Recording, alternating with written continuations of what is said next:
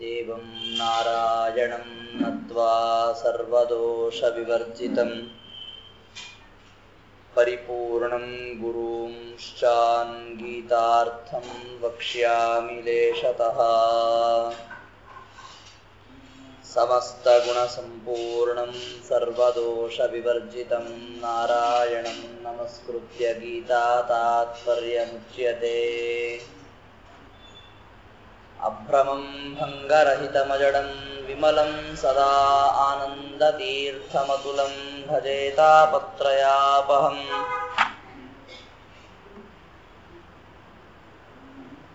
ಮಿಥ್ಯಾಸಿದ್ಧಾಂತದುರ್ಧ್ವಾಂತವಿಧ್ವಂಸನ ವಿಚಕ್ಷಣಃ ಜಯತೀರ್ಥಾಖ್ಯತರಣಿರ್ಭಾಸತಾಂ ಮೇ ಹೃದಂಬರೆ. ದುರ್ವಾದಿಧ್ವಾಂತರವಯೇ ವೈಷ್ಣವೇಂದೀವರೇಂದವೇ ಶ್ರೀರಾಘವೇಂದ್ರ ಗುರವೇ ನಮೋತ್ಯಂತದಯಾಲವೇ. ಅಸ್ಮದ್ಗುರು ಸಮಾರಂಭಾಂ ಟೀಕಾಕೃತ್ಪಾದಮಧ್ಯಗಾಂ ಶ್ರೀಮದಾಚಾರ್ಯ ಪರ್ಯಂತಾಂ ವಂದೇ ಗುರು ಪರಂಪರಾಂ. ನಾರಾಯಣಂ ನಮಸ್ಕೃತ್ಯ ನರಂ ಚೈವ ನರೋತ್ತಮಂ ದೇವೀಂ ಸರಸ್ವತೀಂ ವ್ಯಾಸಂ ತತೋ ಜಯಮುದೀರಯೇ.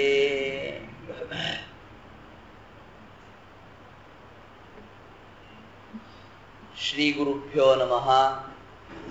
ಹರಿ ಓಂ.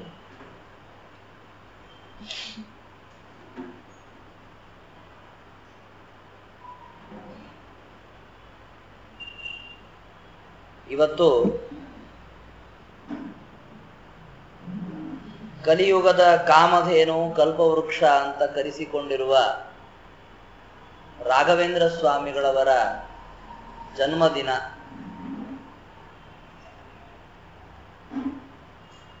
ಆಧ್ಯಾತ್ಮಿಕವಾಗಿ ಹಾಗೂ ಬಾಹ್ಯವಾಗಿ ಅನೇಕ ರೀತಿಗಳಿಂದ ಸಜ್ಜನರಿಗಾಗಿ ಇಂಥ ಮಹೋಪಕಾರವನ್ನ ಮಾಡಿದ ಮಹಾನುಭಾವರು ರಾಘವೇಂದ್ರ ಸ್ವಾಮಿಗಳವರು. ಭಗವದ್ಗೀತೆಯನ್ನ ನಾವು ಒಂದೊಂದು ಅಧ್ಯಾಯದಂತೆ ಹೇಳ್ತಾ ಬಂದಿದ್ದೀವಿ ಪ್ರತಿ ದಿವಸವೂ ಕೂಡ. ಭಗವದ್ಗೀತೆಯ ಬಗ್ಗೆ ವಿಶೇಷವಾಗಿ ಕೊಡುಗೆಯನ್ನು ನೀಡಿದಂಥವರು ರಾಘವೇಂದ್ರ ಸ್ವಾಮಿಗಳವರು. ಸರಿಯಾಗಿ ವಿಷಯಕ್ಕೂ ಮತ್ತು ಆ ಮಹಾನುಭಾವರಿಗೂ ನಮಗೆ ಹೊಂದಾಣಿಕೆ ಸಿಕ್ಕಿದೆ. ನೋಡಿ, ಭಗವದ್ಗೀತೆಯ ಭಾಷ್ಯಕ್ಕೆ ಟೀಕಾಕೃತ್ಪಾದರು ಟೀಕೆಯನ್ನ ಬರೆದರು. ಅದಕ್ಕೂ ರಾಯರು ವ್ಯಾಖ್ಯಾನ ಮಾಡಿದ್ದಾರೆ. ಗೀತಾ ತಾತ್ಪರ್ಯ ಅಂತ ಆಚಾರ್ಯರು ಬರೆದ್ರು, ಅದಕ್ಕೆ ಟೀಕಾರಾಯರು ಟೀಕೆ ಬರೆದ್ರು, ಅದಕ್ಕೂ ರಾಯರು ವ್ಯಾಖ್ಯಾನ ಮಾಡಿದ್ದಾರೆ. ಅಷ್ಟೇ ಅಲ್ಲದೆ ಮತ್ತೆ ಏನ್ ಮಾಡಿದ್ದಾರೆ ಅಂತಂದ್ರೆ, ಪ್ರತ್ಯೇಕವಾಗಿ ಸಾಕ್ಷಾತ್ ಭಗವದ್ಗೀತೆಗೇನೆ ವಿವೃತ್ತಿ ಅಂತ, ಗೀತಾ ವಿವೃತ್ತಿ ಅಂತ ಬರೆದು. ಹೀಗೆ ಭಗವದ್ಗೀತಾ ಪ್ರಸ್ಥಾನಕ್ಕೆ ಸಂಬಂಧಪಟ್ಟಂತೆ ರಾಯರು ಕೊಟ್ಟಂತಹ 3 ಕೃತಿಗಳು, ಅಂದ್ರೆ ಗೀತೆಯ ಬಗ್ಗೆ ಅವರಿಗೆ ಎಷ್ಟು ವಿಶೇಷವಾದಂತಹ ಪ್ರೀತಿ ಇತ್ತು ಅಂತ ಅನ್ನೋದನ್ನ ನೀವು ತಿಳಿದುಕೊಳ್ಬಹುದು.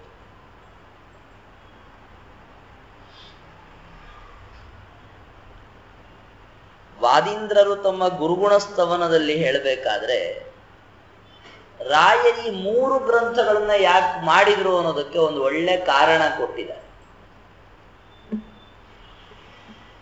ಗೀತಾ ವಿವೃತ್ತಿ ಬರೆದ್ರಪ್ಪ, ಸಾಕೇ ಸಾಕು. ಗೀತಾ ಭಾಷ್ಯಕ್ಕೆ ಗೀತಾ ತಾತ್ಪರ್ಯಕ್ಕೆ ವ್ಯಾಖ್ಯಾನ ಯಾಕೆ ಬರಿಬೇಕಾಗಿತ್ತು ರಾಯರು? ಅದು ಬೇರೆ ಕಡೆಕ್ಕಿಂತ ತುಂಬಾ ಸಂಕ್ಷಿಪ್ತವಾಗಿ ಬರೆದಿದ್ದಾರೆ ರಾಯರು. ಬೇರೆ ಕಡೆ ತರ ವಿಸ್ತಾರವಾಗಿ ವ್ಯಾಖ್ಯಾನ ಮಾಡಿಲ್ಲ. ಇಲ್ಲಿ ಗೀತಾ ಭಾಷ್ಯ ಮತ್ತು ಗೀತಾ ತಾತ್ಪರ್ಯದ ಟೀಕೆಗಳಿಗೆ ಸಂಕ್ಷೇಪವಾಗಿ ವ್ಯಾಖ್ಯಾನ ಮಾಡಿದ್ದಾರೆ. ಆದ್ರೆ ಎಷ್ಟು ಮಾಡಿದ್ದಾರೆ ಅದೇ ಬಹಳ ಉಪಕಾರಕವಾಗಿ ಮಾಡಿದ್ದಾರೆ ಅನ್ನೋ ವಿಚಾರ ಬೇರೆ. ಯಾಕೆ ಅವರು ಆ ವ್ಯಾಖ್ಯಾನವನ್ನು ಮಾಡಿದ್ರು? ಗೀತಾ ವಿವೃತ್ತಿಯಲ್ಲೇ ಅವ್ರು ಮಾಡ್ಬೇಕಾದ ಎಲ್ಲ ಕೆಲಸ ಮಾಡಿಬಿಟ್ಟಿದ್ದಾರೆ. ಆಚಾರ್ಯರು ಏನ್ ಮಾಡಿದ್ರು, ಭಗವದ್ಗೀತೆಗೆ ಭಾಷ್ಯ ತಾತ್ಪರ್ಯ ಅಂತ ಬರೆದು ಗೀತೆಯ ಶ್ಲೋಕಗಳಿಗೆ ಎರಡೆರಡು ತರಹ ಅರ್ಥ ತೋರಿಸ್ಕೊಂಡು ಹೋಗಿದ್ದಾರೆ. ಎರಡರ ಸಂಗ್ರಹವನ್ನು ರಾಯರು ಗೀತಾ ವಿವೃತ್ತಿಯಲ್ಲಿ ಮಾಡಿಕೊಟ್ಟಿದ್ದಾರೆ. ಅವರು ಈ ಕಡೆಗೆ ಗೀತಾ ಭಾಷ್ಯ, ಆ ಕಡೆಗೆ ಗೀತಾ ತಾತ್ಪರ್ಯ ಪುಸ್ತಕಗಳನ್ನು ಇಟ್ಕೊಂಡು ಬರೆದು ಬಿಟ್ರೋ ಏನೋ ಮಧ್ಯದಲ್ಲಿ ಗೀತಾ ವಿವೃತ್ತಿಯನ್ನು. ಹೀಗೆ ತಿಳ್ಕೊಂಡ್ರೆ ಮತ್ತೆ ತಪ್ಪಾಗತ್ತೆ. ಯಾಕೆಂದ್ರೆ ಪುಸ್ತಕ ಇಟ್ಕೊಳ್ಳೋದು ಯಾರು ಅಂತಂದ್ರೆ, ಯಾರಿಗೆ ಗ್ರಂಥ ಬಾಯಿಗೆ ಬರಲ್ಲ ಅವರು ಪುಸ್ತಕ ಇಟ್ಕೋಬೇಕು. ಯಾರಿಗೆ ವಿಷಯ ಸ್ಮರಣೆ ಆಗಲ್ಲ ಅವರು ಪುಸ್ತಕ ಇಟ್ಕೊಳ್ಬೇಕು. ಎಲ್ಲಾ ವಿಷಯಗಳು ರಾಯರಿಗೆ ಹೇಗೆ ಬರ್ತಾ ಇತ್ತು ಅಂತನ್ನೋದನ್ನ ರಾಘವೇಂದ್ರ ವಿಜಯದಲ್ಲಿ ಹೇಳ್ತಾರೆ. ಅವ್ರು ಏನೇನು ಓದಿದ್ರು ಅದೆಲ್ಲಾ ಗ್ರಂಥದ ಅಕ್ಷರ ಸಂಖ್ಯೆಯನ್ನು ಹಿಡಿದವ್ರಿಗೆ ಬರ್ತಾ ಇತ್ತು. ಈ ಗ್ರಂಥದೊಳಗೆ ಎಷ್ಟು ಅಕ್ಷರಗಳಿವೆ ಅಂದ್ರೆ ಅದನ್ನು ಹೇಳ್ತಾ ಇದ್ರು ರಾಯ. ಆ ತರಹ ಗ್ರಂಥವನ್ನ ಕಂಠಸ್ಥ ಮಾಡಿಕೊಂಡ ಮಹಾನುಭಾವರು. ಅದೇನೋ ಕಂಠಸ್ಥ ಮಾಡಿಕೊಳ್ಳೋದಕ್ಕೆ ಅಂತ ಶ್ರಮ ಪಟ್ಟವರಲ್ಲ. ಒಂದೆರಡು ಸಾರಿ ಓದ್ಬಿಟ್ರೆ ಅದು ಅವ್ರಿಗೆ ಬಾಯಿಗೆ ಬರ್ತಾ ಇತ್ತು. ಯಾಕೆ ಗೊತ್ತೇನ್ರಿ? ಅದೆಲ್ಲ ಕಾರಣ ಏನು? ಅಭ್ಯಾಸ. ಕೃಷ್ಣ ಭಗವದ್ಗೀತೆಯಲ್ಲಿ ಹೇಳ್ತಾರೆ, ಪೂರ್ವಾಭ್ಯಾಸೇನ ತೇನೈವ ಕ್ರಿಯತೆ ಶವಶೋಪಿ ಸಹ. ಹಿಂದಿನ ಜನ್ಮದಲ್ಲಿ ಮಾಡಿದ ಅಭ್ಯಾಸ ಈ ಜನ್ಮದಲ್ಲಿ ಬಹುಬೇಗ ಉದ್ಬುದ್ಧವಾಗಿ ಬಿಡತ್ತೆ. ಅವರ ಬಾಲ್ಯದ ಒಂದು ಕಥೆ ಹೇಳ್ತಾರೆ. ಅವರು ಗುರುಗಳ ಹತ್ರ ಓದ್ಲಿಕ್ಕೆ ಇದ್ರು. ಅವಾಗೇನಾಯ್ತು ಅಂತಂದ್ರೆ, ಮೊದಲವರಿಗೆ ಮಧ್ವ ವಿಜಯ ಪಾಠ ಆಯ್ತು. ಓದಿ ಮುಗಿಸಿದ ಮೇಲೆ ತುಂಬಾ ದಿವಸಗಳಾಗೋಗಿತ್ತು. ಆಟ ಆಡ್ಕೊಂಡು ಓಡಾಡ್ಕೊಂಡಿದ್ದಂತಹ ಹುಡುಗ ರಾಯರು ಅಂದ್ರೆ ಪೂರ್ವಾಶ್ರಮದಲ್ಲಿ ಸಣ್ಣ ಬಾಲಕ ಇದ್ದ. ಗುರುಗಳು ಅನ್ಕೊಂಡ್ರು ಇವನು ಯಾವತ್ತೋ ಓದ್ದವನು, ನೆನಪಿಟ್ಕೊಂಡಿದಾನೋ ಇಲ್ಲೋ. ಕರೆದು ಬಿಟ್ಟು ಕೇಳಿದ್ರು, ರಾಯರನ್ನ ಪರೀಕ್ಷೆ ಮಾಡಿದ್ರು, ಮಧ್ವ ವಿಜಯ ಪರೀಕ್ಷೆ ಮಾಡಿದ್ರು. ರಾಘವೇಂದ್ರ ಸ್ವಾಮಿಗಳವರು ಎಲ್ಲೆಲ್ಲಿ ಕೇಳ್ತಾರೆ ಅಲ್ಲಲ್ಲಿ ಹೇಳಿದ್ರಂತೆ. ಯಾಕೆ ಅಂದ್ರೆ, ಇದು ನಮ್ಮ ಪ್ರತಿ ದಿವಸದ ಚಿಂತನೆ ಮಾಡಬೇಕಾದ ಗ್ರಂಥ ರೀ, ಇದನ್ನು ನಾವೇ ಬರಿತೀವಿ ಎಂದ್ರು. ನಮ್ಮ ಸಕಲ ವಿಧವಾದ ಜೀವನದ ಉನ್ನತಿಗೆ ಸುಮಧ್ವ ವಿಜಯದ ಪಾರಾಯಣ, ಅದರ ಅರ್ಥಾನುಸಂಧಾನ ಅನ್ನೋದು ಕಾರಣವಾಗಿದೆ ಅಂತನ್ನೋದನ್ನ ತೋರಿಸಿಕೊಟ್ಟ ಮಹಾನುಭಾವರು ಅಂತಂದ್ರೆ ರಾಯರು. ಅದಕ್ಕೆ ಅವ್ರೇನ್ ಮಾಡಿದ್ರು ಗೊತ್ತಾ? ಅವ್ರು ಗ್ರಂಥಗಳನ್ನು ಮಾಡೋದಕ್ಕೆ ಅಂತ ಭೂಮಿಯಲ್ಲಿ ಹುಟ್ಟಿದವರು ಗ್ರಂಥಕಾರರು. ಮೊದಲನೇ ಗ್ರಂಥ ಅವರು ಬರೆದದ್ದು ಯಾವುದು ಅಂದ್ರೆ ಅಣುಮಧ್ವ ವಿಜಯಕ್ಕೆ ವ್ಯಾಖ್ಯಾನ ಮಾಡಿದರು. ನಾನು ಯಾವ್ಯಾವುದೋ ಗ್ರಂಥಗಳಿಗೆ ಮೊದಲು ವ್ಯಾಖ್ಯಾನ ಮಾಡೋದು ಬೇಡ, ಮೊದಲು ಎಲ್ಲಿಂದ ಶುರು ಮಾಡೋಣ? ಮಧ್ವಾಚಾರ್ಯರ ಚರಿತ್ರವನ್ನು ನಿರೂಪಿಸುವ ಅಣುಮಧ್ವ ವಿಜಯಕ್ಕೆ ವ್ಯಾಖ್ಯಾನ ಮಾಡೋಣ ಅಂತ ತುಂಬ ಸುಂದರವಾದ ಚೊಕ್ಕಾದ ವ್ಯಾಖ್ಯಾನವನ್ನು ಮಾಡಿಕೊಟ್ರು. ಇವತ್ತಿಗೂ ನಮಗೆ ಸಿಗತ್ತೆ ಗ್ರಂಥ. ಅದನ್ನು ನೋಡಿಯೇ ಬಹಳ ಸಂತುಷ್ಟರಾಗಿ ಮಧ್ವಾಚಾರ್ಯರು ಏನು ಮಾಡಿಬಿಟ್ರು ಅಂದರೆ, ನನ್ನ ಪೀಠಕ್ಕೆ ನೀನೇ ಕೂತ್ಕೊಳ್ಳಪ್ಪ ಅಂತ ಕೂಡಿಸ್ಬಿಟ್ರಂತೆ. ದೃಷ್ಟ್ವಾ ಸಂತುಷ್ಟ ಚೇತಾಹ ದಶಮತಿ ರಚಿರಾದ್ ಅಭ್ಯಸಿಂಚತ್ ಪದೇ ಸ್ವೇ ಅಂತ ಹೇಳ್ತಾರೆ.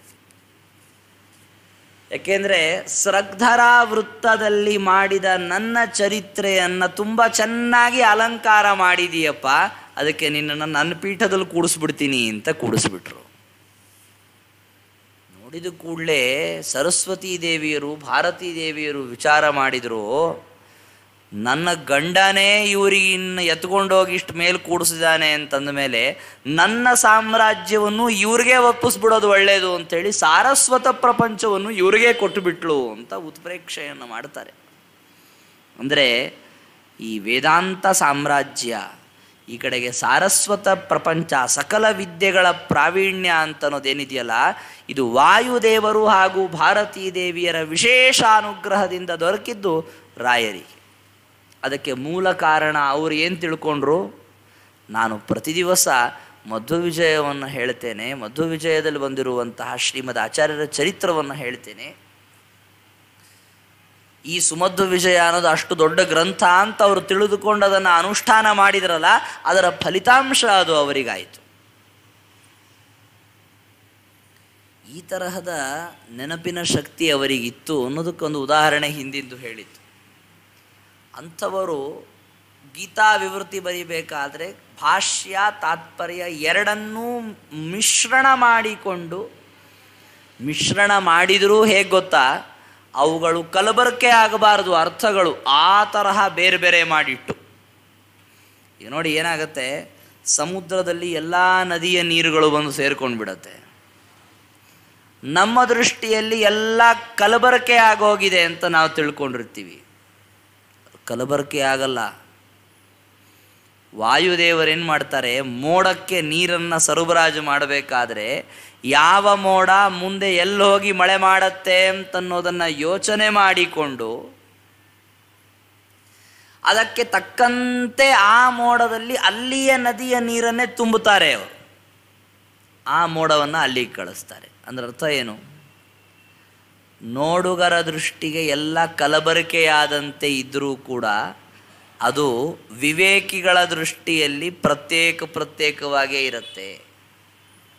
ಹಾಗೆ ರಾಯರ ಮನಸ್ಸಿನಲ್ಲಿ ಎಲ್ಲ ಗ್ರಂಥಗಳಲ್ಲಿ ಹೇಳಿರುವ ವಿಚಾರಗಳು ಬಂದು ಸೇರಿಕೊಂಡಿದೆ. ಗೀತಾ ಭಾಷ್ಯದಲ್ಲಿ ಹೇಳಿದ್ದು, ಗೀತಾ ತಾತ್ಪರ್ಯದಲ್ಲಿ ಹೇಳಿದ್ದು, ಪ್ರಮೇಯ ದೀಪಿಕಾ ಅಂತ ಗೀತಾ ಭಾಷ್ಯಕ್ಕೆ ಟೀಕಾರಾಯರು ಬರೆದ ಟೀಕಾ ಅದರೊಳಗೆ ಹೇಳಿದ್ದು, ಗೀತಾ ತಾತ್ಪರ್ಯಕ್ಕೆ ನ್ಯಾಯ ದೀಪಿಕಾ ಅಂತ ಬರೆದಿದ್ರು ಅದರಲ್ಲಿ ಹೇಳಿದ್ದು, ಎಲ್ಲವೂ ರಾಯರ ಮನಸ್ಸಲ್ಲಿದೆ.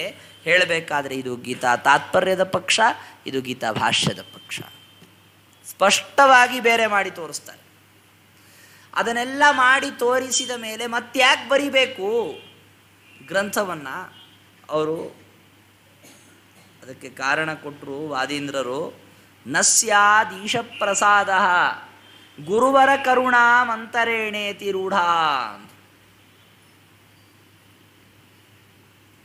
ಗುರುಗಳ ಅನುಗ್ರಹವಿಲ್ಲದಿದ್ದರೆ ನಮ್ಮ ಮೇಲೆ ದೇವರು ಅನುಗ್ರಹ ಮಾಡಲ್ಲ ಅಂತ ತಿಳಿದುಕೊಂಡು ಏನು ಮಾಡಿದರು ಅಂದರೆ ಅವರು ಈ ಥರ ಮಾಡಿದರು ಅಂತ ಹೇಳ್ತಾರೆ.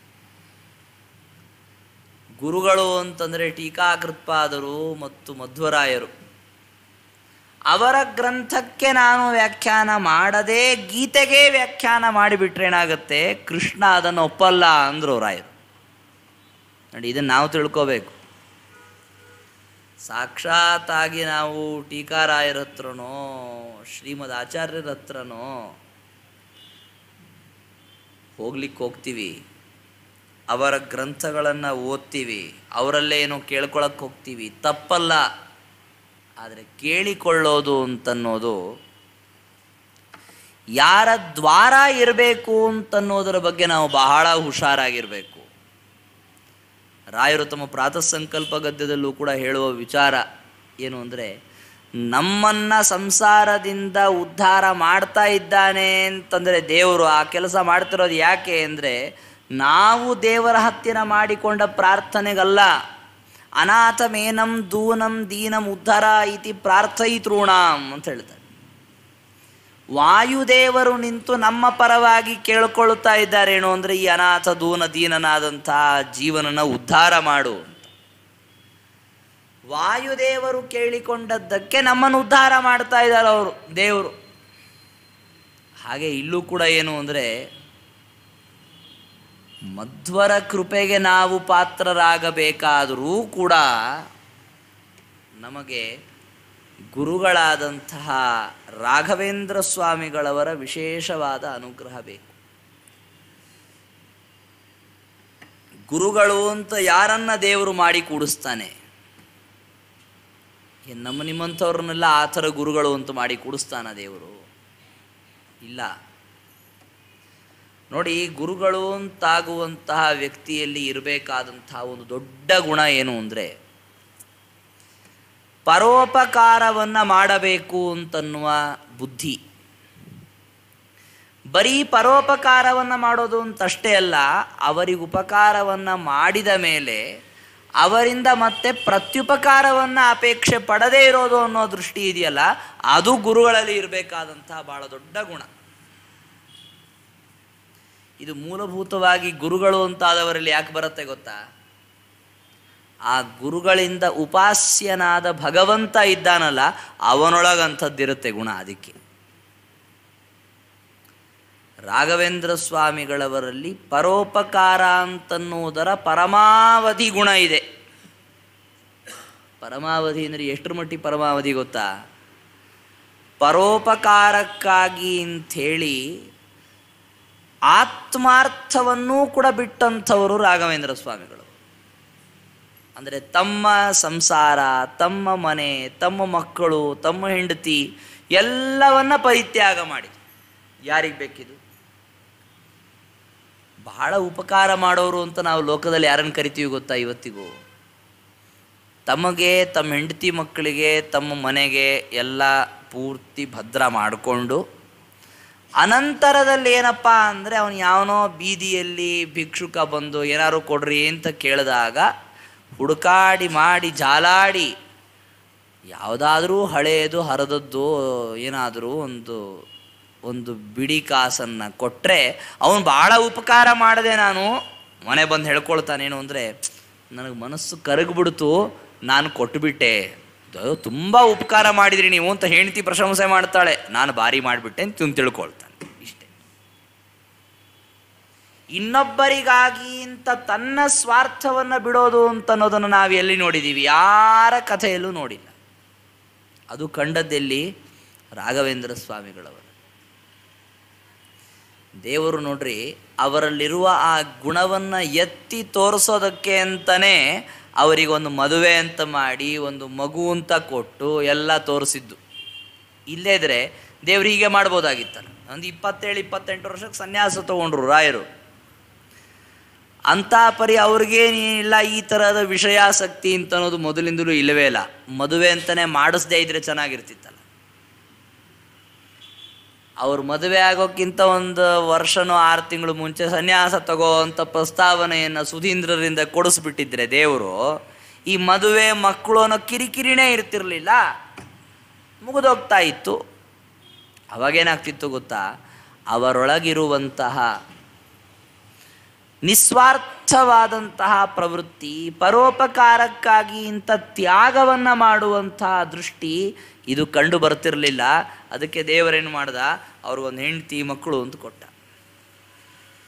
ವ್ಯಾಸರಾಜರು, ವಿಜಯೇಂದ್ರರು ಇವ್ರದೆಲ್ಲ ನಾವು ಕೇಳ್ತೀವಿ ಕಥೆ. ಅವ್ರುಗಳದೆಲ್ಲ ಈ ಥರದ ಪ್ರಸಕ್ತಿನೇ ಇಲ್ಲ ನೋಡಿ.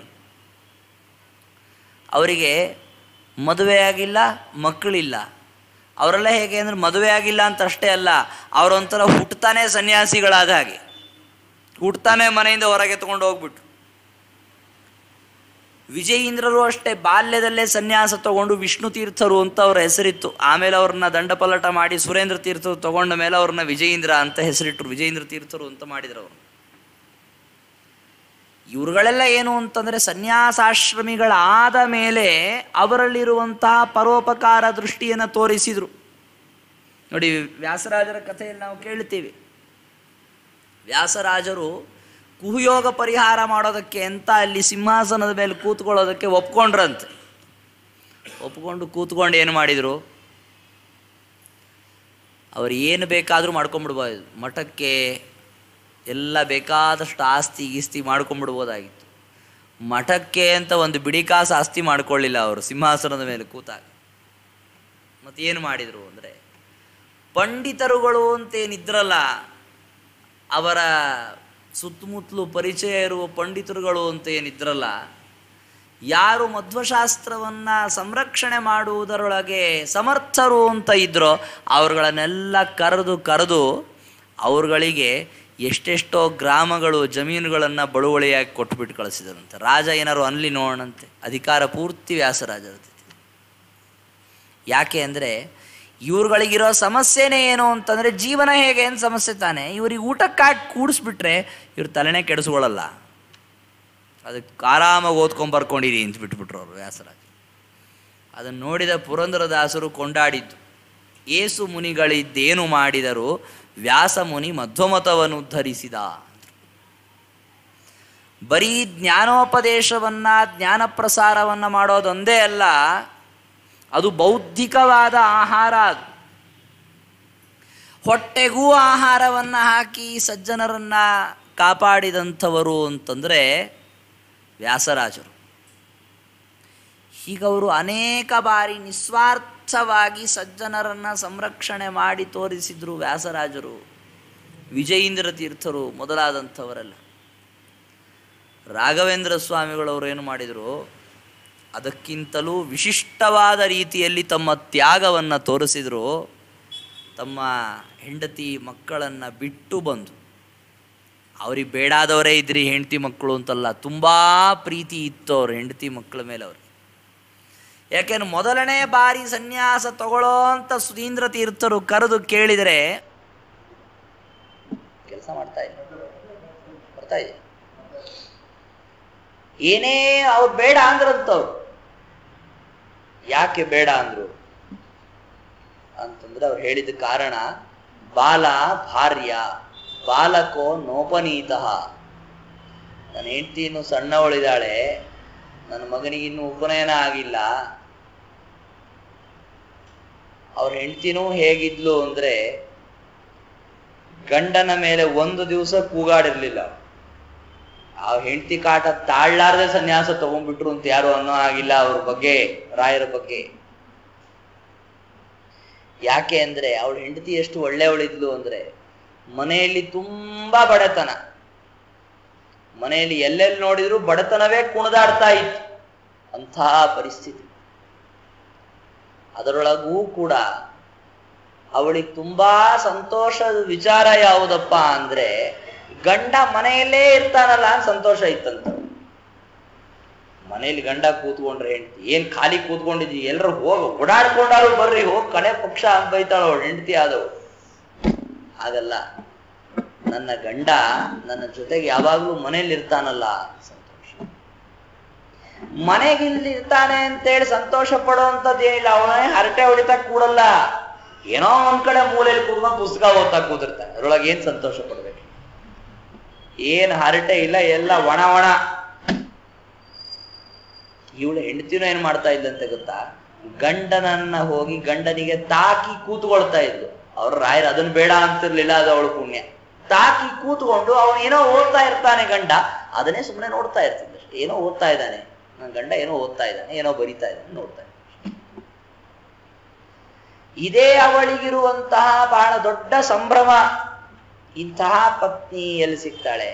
ಇಂತಹ ಪತ್ನಿ ಸಿಕ್ಕಾಗ ಗಂಡನಿಗೆ ಅವಳ ಮೇಲೆ ಪ್ರೀತಿ, ವಾತ್ಸಲ್ಯ, ಅಭಿಮಾನ ಬರದೇ ಇರುತ್ತ. ಅದು ರಾಯರಿಗಿತ್ತು.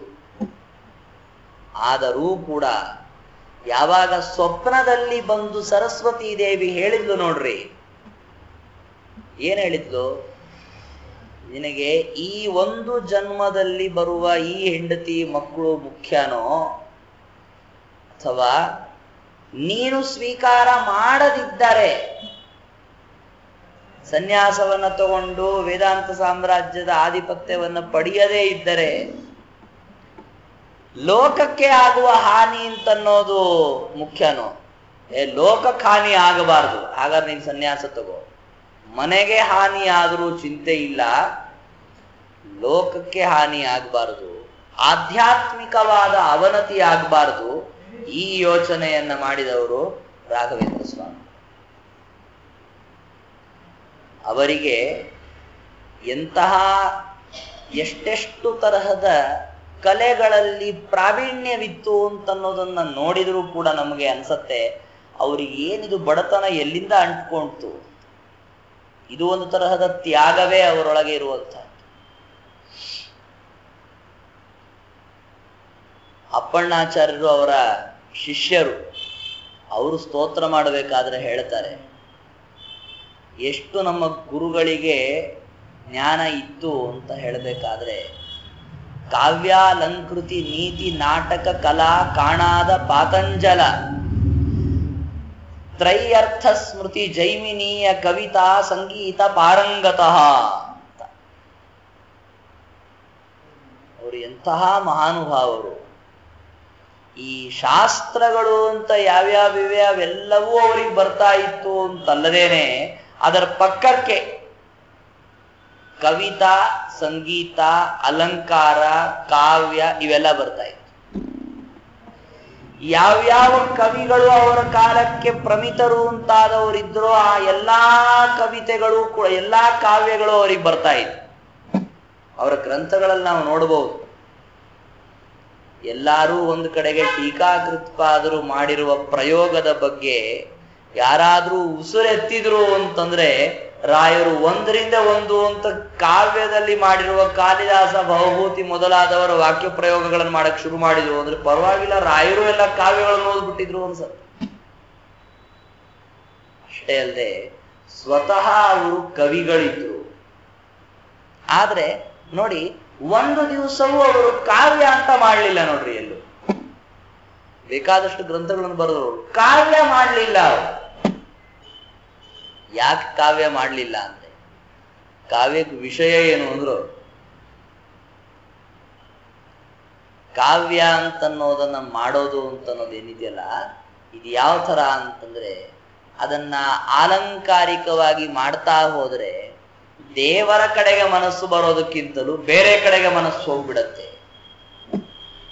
ಅಷ್ಟೇ ಅಲ್ಲದೆ ಸನ್ಯಾಸಿಯಾದ ನಾನು ಈ ತರಹದ ಕಾವ್ಯಗಳನ್ನ ಬರೆಯೋದಲ್ಲ, ಅಶ್ಲೀಲವಾದ ಮಾತುಗಳನ್ನಾಡೋದಲ್ಲ. ಅವ್ರು ಎಲ್ಲಿ ತನಕ ಅಂದ್ರೆ ಗ್ರಂಥದಲ್ಲಿ ಬರಿಬೇಕಾದ್ರೂ ಕೂಡ ಕೆಲವು ಪ್ರಸಂಗಗಳಲ್ಲಿ ಬರುತ್ತೆ, ಸೂಚಿತವಾದದ್ಯಾವುದು ಅಂತ ತೋರಿಸುವಂತಹ ಪ್ರಸಂಗಗಳು ಬರುತ್ತೆ. ಸೂರ್ಯಾಸ್ತವಾಯಿತು ಅಂತ ಒಂದು ಪ್ರಸಂಗ, ಅದು ಸುಧಾದಲ್ಲೂ ಬರುತ್ತೆ, ಇನ್ನು ಬೇರೆ ಬೇರೆ ಗ್ರಂಥಗಳಲ್ಲೂ ಬರುತ್ತೆ, ಪರಕೀಯರ ಗ್ರಂಥಗಳಲ್ಲೂ ಬರುತ್ತೆ. ಸೂರ್ಯಾಸ್ತವಾಯಿತು ಅನ್ನುವ ಇದೊಂದೇ ವಾಕ್ಯವನ್ನ ಯಾರು ಯಾರಿಗೆ ಹೇಳಿದರೆ ಯಾವ್ಯಾವ ತರಹದ ಅರ್ಥಗಳಾಗ್ತವೆ ಅಂತ ಏನೋ ನಿರೂಪಣೆ ಮಾಡುವ ಪ್ರಸಂಗ ಬಂದ್ರೆ ರಾಯರೇನ್ ಮಾಡಿದ್ರು ಗೊತ್ತಾ, ಕಳ್ಳರಿಗೆ ಕಳ್ಳತನ ಮಾಡಬೇಕು ಅಂತ ಸೂಚನೆ ಸಿಗತ್ತೆ ಇತ್ಯಾದಿ ರೀತಿಯಲ್ಲಿ ತಿಳ್ಕೊಳ್ಳಿ ಒಂದೇ ಬರೆದು ಹೊರಟೋದ್ರು ರಾಯರು. ಬೇರೆಯವರು ನೋಡ್ಬೇಕು, ಇತರ ಮತೀಯರ ಗ್ರಂಥಗಳಲ್ಲಿ ಅಲ್ಲಿ ಇಲ್ಲಿ ನೋಡಕ್ ಹೋದ್ರೆ ಅದನ್ನೂ ಕೂಡ ಅಶ್ಲೀಲವಾಗಿ ತೆಗೆದುಕೊಂಡು ಇಂಥದ್ದೆಲ್ಲ ಪ್ರೇರಣೆಗಳು ಸಿಗತ್ತೆ ಅಂತೇನೆಲ್ಲ ಬರೀತಾರೆ. ರಾಯರೆಂದೂ ಆ ಥರ ಬರೆಯಲ್ಲ. ಅವರಿಗೆ ಇವ್ರಿಗಿಂತಲೂ ಚೆನ್ನಾಗಿ ವರ್ಣನೆ ಮಾಡ್ಲಿಕ್ಕೆ ಬರುತ್ತೆ, ಕಾವ್ಯಗಳನ್ನ ಮಾಡ್ಲಿಕ್ಕೆ ಬರುತ್ತೆ. ಅಷ್ಟೇ ಅಲ್ಲೇ ಅವರಂದ್ರು, ನಮ್ಮ ಗುರುಗಳು ಆ ತರಹದ ಒಳ್ಳೆ ಕಾವ್ಯಗಳನ್ನ ಮಾಡಿ ಪ್ರಖ್ಯಾತಿ ಪಡೆದು ಬಿಟ್ಟಿದ್ದಾರೆ, ನಾನೂ ಕಾವ್ಯಗಳನ್ನ ಮಾಡೋದು ಅನ್ನೋದು ಬೇಡ. ಅವ್ರದ್ದು ಯಾವಾಗಲೂ ಒಂದೇ ಒಂದೇನು ಅಂದ್ರೆ, ನನ್ನ ಗ್ರಂಥಗಳಿಂದ ನನ್ನ ಪ್ರವೃತ್ತಿಯಿಂದ ಗುರುಗಳಲ್ಲಿ ಇರುವ ಯಾವುದೇ ಗುಣ ಮುಚ್ಚೋಗ್ಬಾರ್ದು. ನೋಡಿ, ವ್ಯಾಸರಾಜರು ಯಾವುದಾದ್ರೂ ಟೀಕಾ ಗ್ರಂಥಕ್ಕೆ ವ್ಯಾಖ್ಯಾನ ಮಾಡಿದ್ರು ಅಂದ್ರೆ ರಾಯರು ಅದಕ್ಕೆ ವ್ಯಾಖ್ಯಾನ ಮಾಡಲ್ಲ. ವಿಜಯೀಂದ್ರರೇನಾದ್ರೂ ವ್ಯಾಸರಾಜರ ಗ್ರಂಥಕ್ಕೆ ವ್ಯಾಖ್ಯಾನ ಮಾಡಿದ್ರು ಅಂದ್ರೆ ರಾಯರು ಅದಕ್ಕೆ ವ್ಯಾಖ್ಯಾನ ಮಾಡಲ್ಲ. ನೋಡಿ, ನ್ಯಾಯಾಮೃತಕ್ಕೆ ವಿಜಯೀಂದ್ರರು ವ್ಯಾಖ್ಯಾನ ಮಾಡಿದ್ರು, ಅದಕ್ಕೆ ರಾಯರು ವ್ಯಾಖ್ಯಾನ ಮಾಡಿ. ಅದೇನೆ ತರ್ಕತಾಂಡವಕ್ಕೆ ವಿಜಯೇಂದ್ರರು ವ್ಯಾಖ್ಯಾನ ಮಾಡಿದ್ರು, ಪ್ರಾರಂಭದ ಸ್ವಲ್ಪೇ ಭಾಗಕ್ಕೆ ಮಾಡಿದ್ರು, ಅದಕ್ಕೆ ಮುಂದಿಂದಕ್ಕಿಲ್ಲ ಅಂದ್ಬಿಟ್ಟು ರಾಯರೇನ್ ಮಾಡಿದ್ರು, ತರ್ಕತಾಂಡವಕ್ಕೆ ವ್ಯಾಖ್ಯಾನ ಮಾಡಿ. ಇದು ರಾಯರಲ್ಲಿ ಇರುವಂತಹ ಗುರುಗಳ ಮೇಲಿರುವ ಭಕ್ತಿ. ಅದಕ್ಕೆ ನೋಡಿ, ಸುಧೀಂದ್ರ ತೀರ್ಥರು ಒಳ್ಳೆ ಕವಿಗಳು. ರಾಯರು ಹೇಗೆ ಕವಿಗಳೋ ಹಾಗೆ ಸುಧೀಂದ್ರ ತೀರ್ಥರು ಒಳ್ಳೆ ಕವಿ. ಅದು ರಾಯರ ಮನತನವೇ ಹಾಗೆ. ಕವಿತ್ವ, ಸಂಗೀತ ಮೊದಲಾದವುಗಳಿಗೆ ಹೆಸರು ಮಾಡಿದ ಮನತ. ರಾಯರಿಗೆ ಪೂರ್ವಾಶ್ರಮದಲ್ಲಿ ವೀಣಾ ವೆಂಕಟ ಭಟ್ರು ಅಂತ ಹೆಸರಿತ್ತು. ಅವರ ತಂದೆ ತಿಮ್ಮಣ್ಣ ಭಟ್ಟರು, ಅವರ ತಂದೆ ಕನಕಾಚಲ ಅಂತ ಕನಕಾಚಲ ಭಟ್ರು, ಅವರ ತಂದೆ ಕೃಷ್ಣಾಚಾರ್ಯರು ಅಥವಾ ಕೃಷ್ಣ ಭಟ್ಟರು ಅಂತಿದ್ರು. ಆ ಕೃಷ್ಣಾಚಾರ್ಯರು ಅಂದ್ರೆ ರಾಯರ ತಂದೆಯ ತಂದೆಯ ತಂದೆ ಅಂದ್ರೆ ರಾಯರ ಮುತ್ತಾತ. ಅವರು ಕೃಷ್ಣದೇವರಾಯನ ಕಾಲದಲ್ಲಿ ಅವನಿಗೆ ವೀಣೆ ಹೇಳ್ಕೊಡ್ತಾ ಇದ್ರು. ರಾಜರು ಸುಮ್ಮನೆ ಯಾರ್ಯಾರ್ದೋ ಕಡೆ ವೀಣೆ ಹೇಳಿಸ್ಕೊಂಡ್ಬಿಡ್ತಾರ, ನೀವೇ ಯೋಚನೆ ಮಾಡಿ.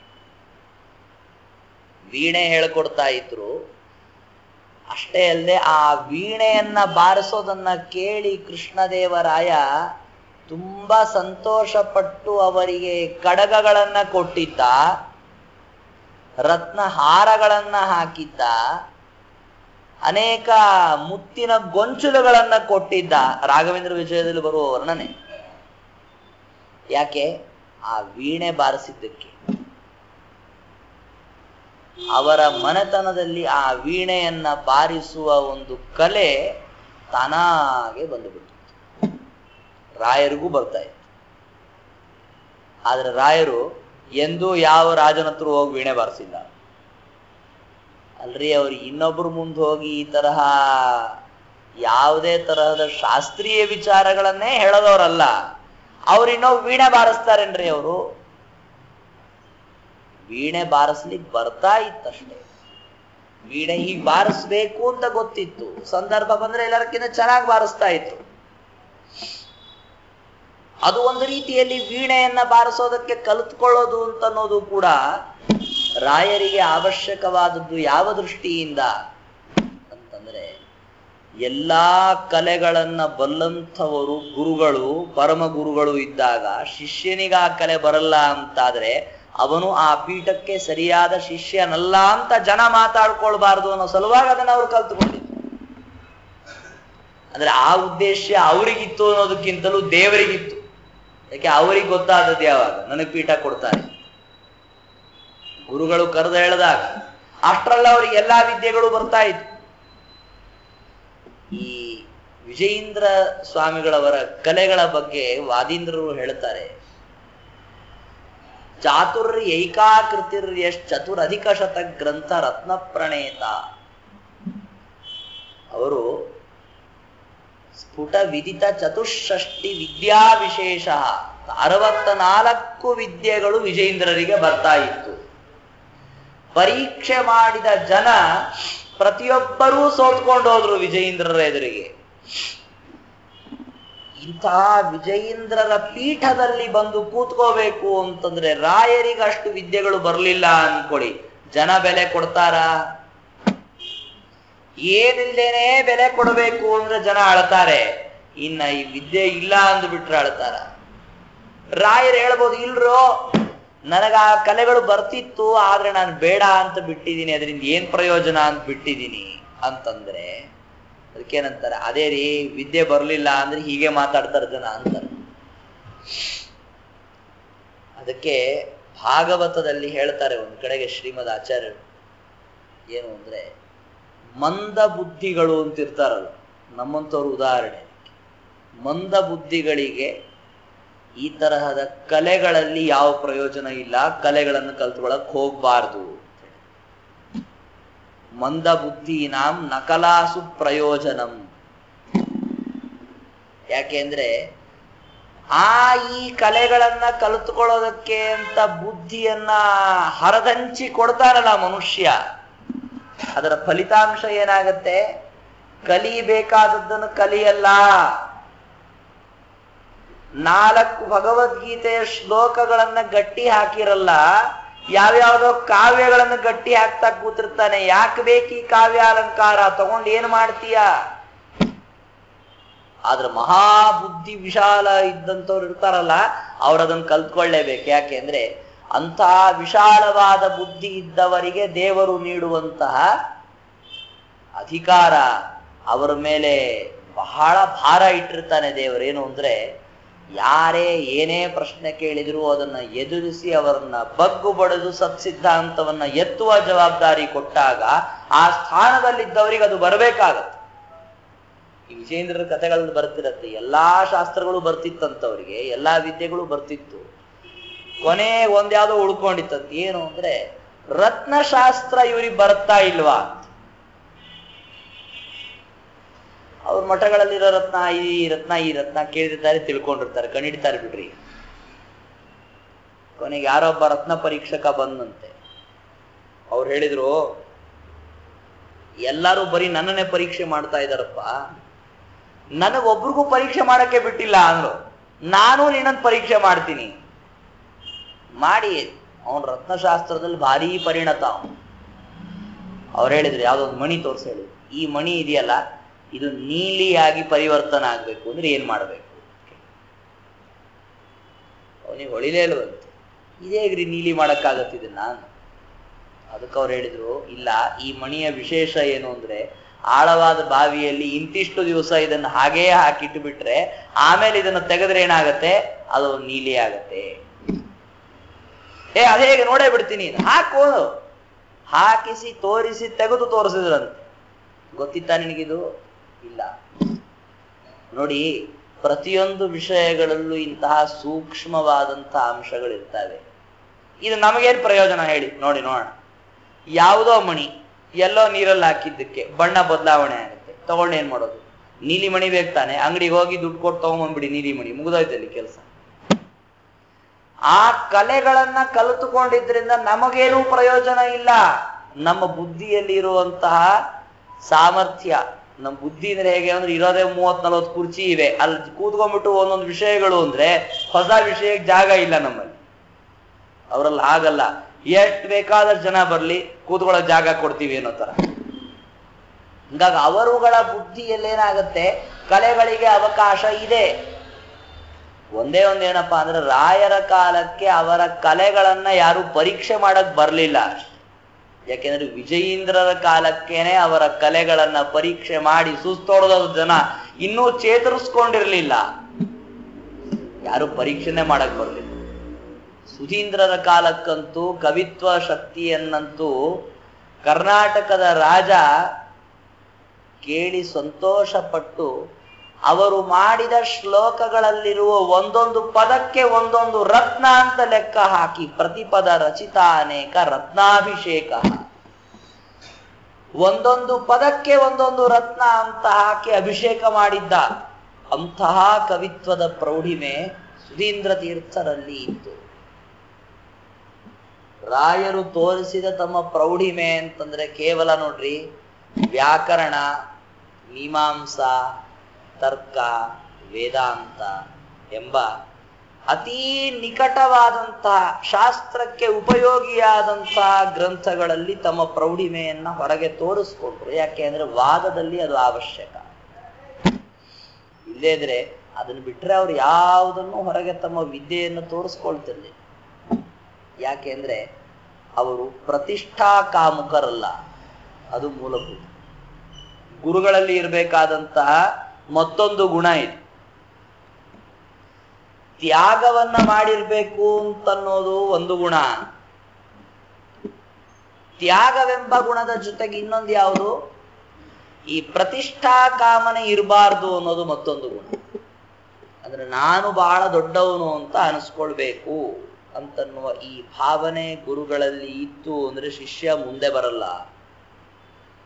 ಯಾಕೆ ಅಂದ್ರೆ ಆ ಶಿಷ್ಯನಿಂದ ನನಗೇನು ಪ್ರತಿಷ್ಠೆ ಬಂತು ಅಂತ ವಿಚಾರ ಮಾಡ್ತಾನವನು ಗುರುವಾದವನು. ಆದ್ರೆ ಒಂದು ವಿಚಾರವನ್ನು ಶಾಸ್ತ್ರದಲ್ಲಿ ಹೇಳ್ತಾರೆ, ನಿರ್ವ್ಯಾಜವಾಗಿ ಶಿಷ್ಯನಿಗೆ ಗುರುವಾದವನು ಪಾಠ ಹೇಳ್ದ ಅಂತ ಇಟ್ಕೊಳ್ಳಿ, ಏನಾಗತ್ತೆ, ಬರುವ ಕೀರ್ತಿ ತಾನಾಗೆ ಬರುತ್ತೆ. ಅದರ ನೀವು ಹುಡ್ಕೊಂಡು ಹೋಗೋದಲ್ಲ. ನಿಮ್ಮಲ್ಲಿ ಇರುವಂತಹ ಗುಣವನ್ನ ನೀವು ಹೊರ ಹಾಕೊಳ್ಳೋದಲ್ಲ, ಅದೇ ಹೊರಗೆ ಬರುತ್ತೆ.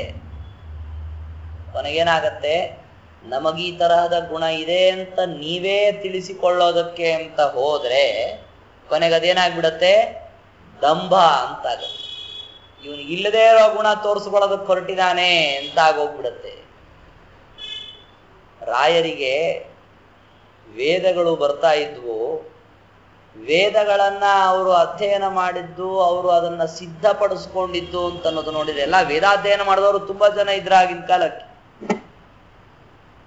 ವೇದ ಅಂತ ಅನ್ನೋದನ್ನು ಓದಿದ್ದವರು ಅಂತ ಈಗಿನ ಕಾಲದ ತರ ಯಾರಿರ್ಲಿಲ್ಲ.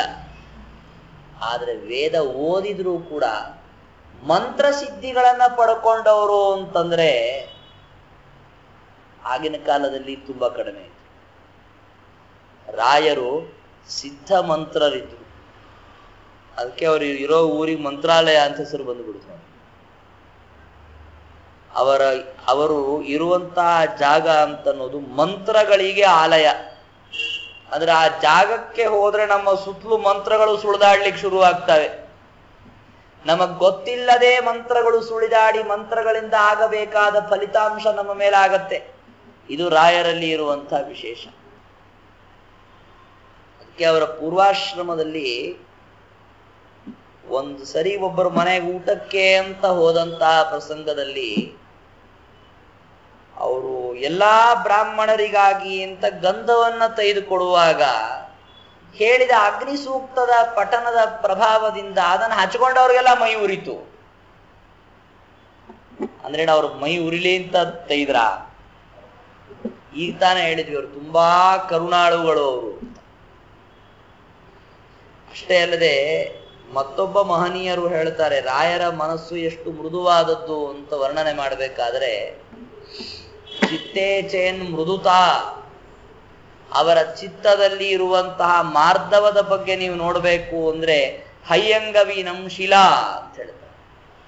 ಬೆಣ್ಣೆಯೂ ಕಲ್ಲು ಅಂತ ಹೇಳಿಬಿಡಬಹುದು, ಅಷ್ಟು ಮೃದುವಾಗಿದೆ ರಾಯರ ಮನಸ್ಸು. ಅಂತವರು ಬ್ರಾಹ್ಮಣರಿಗೆ ಮೈ ಉರಿಲಿ ಅಂತ ಯಾಕವರು ಆಸೆ ಪಟ್ಟು ಗಂಧ ತೆಗೆದಿರ್ಬೇಕು ನೋಡಿ, ಅವರೇನು ಅಪೇಕ್ಷೆ ಪಟ್ಟು. ಪ್ರತಿ ದಿವಸ ವೇದ ಪಾರಾಯಣ ಮಾಡುವಂತೆ ಪಾರಾಯಣ ಮುಂದುವರೆಸಿದ್ರಷ್ಟೇ ಅವರು. ಅದು ಪರಿಣಾಮ ಬೀರಿದ್ಯಲ್ಲಿ ಅಂತಂದ್ರೆ ಆ ಮಂತ್ರದಿಂದ ಅವರು ಸರಿಯಾದ ರೀತಿಯಲ್ಲಿ ಅನುಸಂಧಾನ ಮಾಡಿಕೊಂಡು ಹೇಳಿದ್ದಕ್ಕೆ ಆ ಪ್ರತಿಪಾದ್ಯ ದೇವತೆ ಇರ್ತಾನಲ್ಲ, ಅವನು ಮಾಡಿದ ಕೆಲಸ ಅದು, ತಾನಾಗೆ ಅವನು ಮಾಡಿದ ಕೆಲಸ ನೋಡಿ. ಯಾವಾಗಲೂ ನಮ್ಮ ಮಂತ್ರಗಳು ಹೀಗಿರ್ಬೇಕು. ನಾವು ಹೋಗಿ ಮಂತ್ರಗಳನ್ನ ಕರ್ಕೊಂಡು ಬಂದು ಮಂತ್ರ ದೇವತೆಗಳನ್ನ ಕೇಳಿಕೊಂಡು ನಮ್ಮ ಕೆಲಸ ಮಾಡ್ಕೊಡಿ ಅಂತ ಹೇಳಿ ಅವ್ರಿಲ್ಲ ಅಂದು, ಇಲ್ಲ ಹೇಗಾರು ಮಾಡ್ಕೊಡಿ ಅಂತ ಹೇಳಿ ಅವ್ರಾಯ್ತು ಅಂತ ಹೇಳಿ ಮಾಡಿಸ್ಕೊಳ್ಳೋದೇನಿದೆಯಲ್ಲ, ಅದು ನಿಜವಾದ ಮಂತ್ರದ ಪ್ರಯೋಗವನ್ನು ಮಾಡುವ ವ್ಯಕ್ತಿಯಲ್ಲಿರುವಂತಹ ಮಹಿಮೆ ಅಲ್ಲ. ಅವನು ನಿಸ್ವಾರ್ಥವಾಗಿ ಮಾಡುತ್ತಿರುವ ಮಂತ್ರ ಜಪದಿಂದ ಪ್ರಸನ್ನರಾಗಿ ದೇವತೆಗಳು ತಾವಾಗೆ ಕೆಲಸ ಮಾಡಬೇಕು. ನೋಡಿ, ರಾಮದೇವರ ಉಪಾಸನೆಯನ್ನ ಅವರು ಮಾಡುವುದರ ಫಲಿತಾಂಶ ಈ ರಾಮಾಯಣದಲ್ಲೂ ನಾವು ಕಥೆ ಕೇಳ್ತೀವಿ ನೋಡಿ. ರಾಮದೇವರಿಗೆ ವಿಶ್ವಾಮಿತ್ರರು ಅನೇಕ ಮಂತ್ರಗಳನ್ನು ಉಪದೇಶ ಮಾಡಿದ್ರು, ಅಸ್ತ್ರ ಮಂತ್ರಗಳನ್ನು. ಆಗ್ಲಿ ಹೇಳ್ಕೊಡ್ರಿ, ರಾಮದೇವರು ಕೂತ್ಕೊಂಡ್ಬಿಟ್ಟಿದ್ರು ಪ್ರಸನ್ನರಾಗಿ ವಿಶ್ವಾಮಿತ್ರರ ಮೇಲೆ. ಏನ್ ಮಾಡ್ತೀರಿ ಮಾಡ್ರಿ, ನನ್ನನ್ನು ಯಾವ್ಯಾವ ತರ ಉಪಯೋಗಿಸ್ಕೊಳ್ತೀರಿ ಉಪಯೋಗಿಸ್ಕೊಂಡ್ಬಿಡಿ, ನಾನು ನಿನಗೆ ಮಂತ್ರೋಪದೇಶ ಮಾಡ್ತೀನಿ ಅಂದ್ರೆ ಅವರು ವಿಶ್ವಾಮಿತ್ರರು. ಆಗ್ಲಿ ಮಾಡ್ರಿ ಏನೋ ದೇವರು. ಮಂತ್ರೋಪದೇಶ ಮಾಡಿದ್ರೆ ಆದದ್ದೇನು ಅಂದ್ರೆ ಆ ಎಲ್ಲಾ ಮಂತ್ರಗಳ ಪ್ರತಿಪಾದ್ಯರಾದ ದೇವತೆಗಳು ಬಂದು ರಾಮದೇವರು ಮುಂದೆ ಕೈ ಮುಗಿದುಕೊಂಡು ನಿಂತ್ಕೊಂಡ್ರು. ನಾವೇನ್ ಕೆಲಸ ಮಾಡ್ಬೇಕು ಹೇಳ್ರಿ. ಅವ್ರು ರಾಮದೇವರು ಹೇಳಿದ್ರಂತೆ, ಈಗ ಸದ್ಯಕ್ಕೇನಿಲ್ಲ, ಕರೆದಾಗ ಬನ್ರಿ ಅಂತ ಹೇಳಿ ಕಳಿಸಿದ್ರು. ರಾಮದೇವರು ಯುದ್ಧದಲ್ಲಿ ಆಗೊಮ್ಮೆ ಈಗೊಮ್ಮೆ ಅಸ್ತ್ರಗಳನ್ನ ಬಳಸಿದ್ರು. ಸಿಕ್ತು ನಮಗೊಂದು ಅವಕಾಶ ಅಂತ ಓಡೋಡಿ ಬಂದು ದೇವತೆಗಳ ಕೆಲಸ ಮಾಡಿಕೊಟ್ರು. ಇದು ರಾಮಚಂದ್ರ ದೇವರಲ್ಲಿ ಇರುವಂತಹ ಮಂತ್ರಗಳನ್ನ ಅಧೀನದಲ್ಲಿ ಇಟ್ಕೊಳ್ಳೋದು, ಮಂತ್ರಗಳಿಗೆ ಅಭಿಮಾನಿಗಳಾದ ದೇವತೆಗಳನ್ನ ಅಧೀನದಲ್ಲಿ ಇಟ್ಕೊಳ್ಳೋದು ಅಂತನ್ನುವುದರ ವಿಶೇಷವಾದಂತಹ ಮಹಿಮೆ. ಅಂತಹ ರಾಮಚಂದ್ರ ದೇವರನ್ನ ಉಪಾಸನೆ ಮಾಡಿದ್ದರ ಪ್ರಭಾವ ನೋಡಿ ರಾಯರಲ್ಲೂ ಕೂಡ ಹೇಗೆ ಅಂದ್ರೆ, ಅವರು ಮಂತ್ರಕ್ಕೆ ಅಭಿಮಾನಿಗಳಾದ ದೇವತೆಗಳನ್ನ ವಶದಲ್ಲಿ ಪಡೆದುಕೊಂಡು, ರಾಮದೇವರು ತರ ಅಲ್ಲ, ಅಷ್ಟೇ ಸ್ವಲ್ಪ ವ್ಯತ್ಯಾಸ. ಯಾಕೆಂದ್ರೆ ಅತ್ಯಂತ ಉತ್ತಮೋತ್ತಮರಾದಂತಹ ದೇವತೆಗಳನ್ನ ಅವರೂ ವಶದಲ್ಲಿ ಇಟ್ಕೊಳ್ತಾರೆ ಅನ್ನುವ ಮಾತಿಗೆ ಏನರ್ಥ ಇದೆ ಹೇಳಿ? ಅರ್ಥ ಇಷ್ಟೇ, ಭಕ್ತಿಗೆ ವಶರಾಗಿ ದೇವರೇ ಬಂದು ನಿಂತ್ಕೊಂಡು ಬಿಟ್ಟಿದ್ದಾನೆ ಅನ್ನುವಾಗ ಏನು ಮಾಡಕ್ಕಾಗತ್ತೆ? ಎಲ್ಲಾ ದೇವತೆಗಳು ವಶರಾಗ್ಲೇಬೇಕಲ್ವಾ? ಈ ಅಂಬರೀಷ ರಾಜನ ಕಥೆಯಲ್ಲಿ ನಾವು ಕೇಳ್ತೀವಿ ನೋಡ್ರಿ.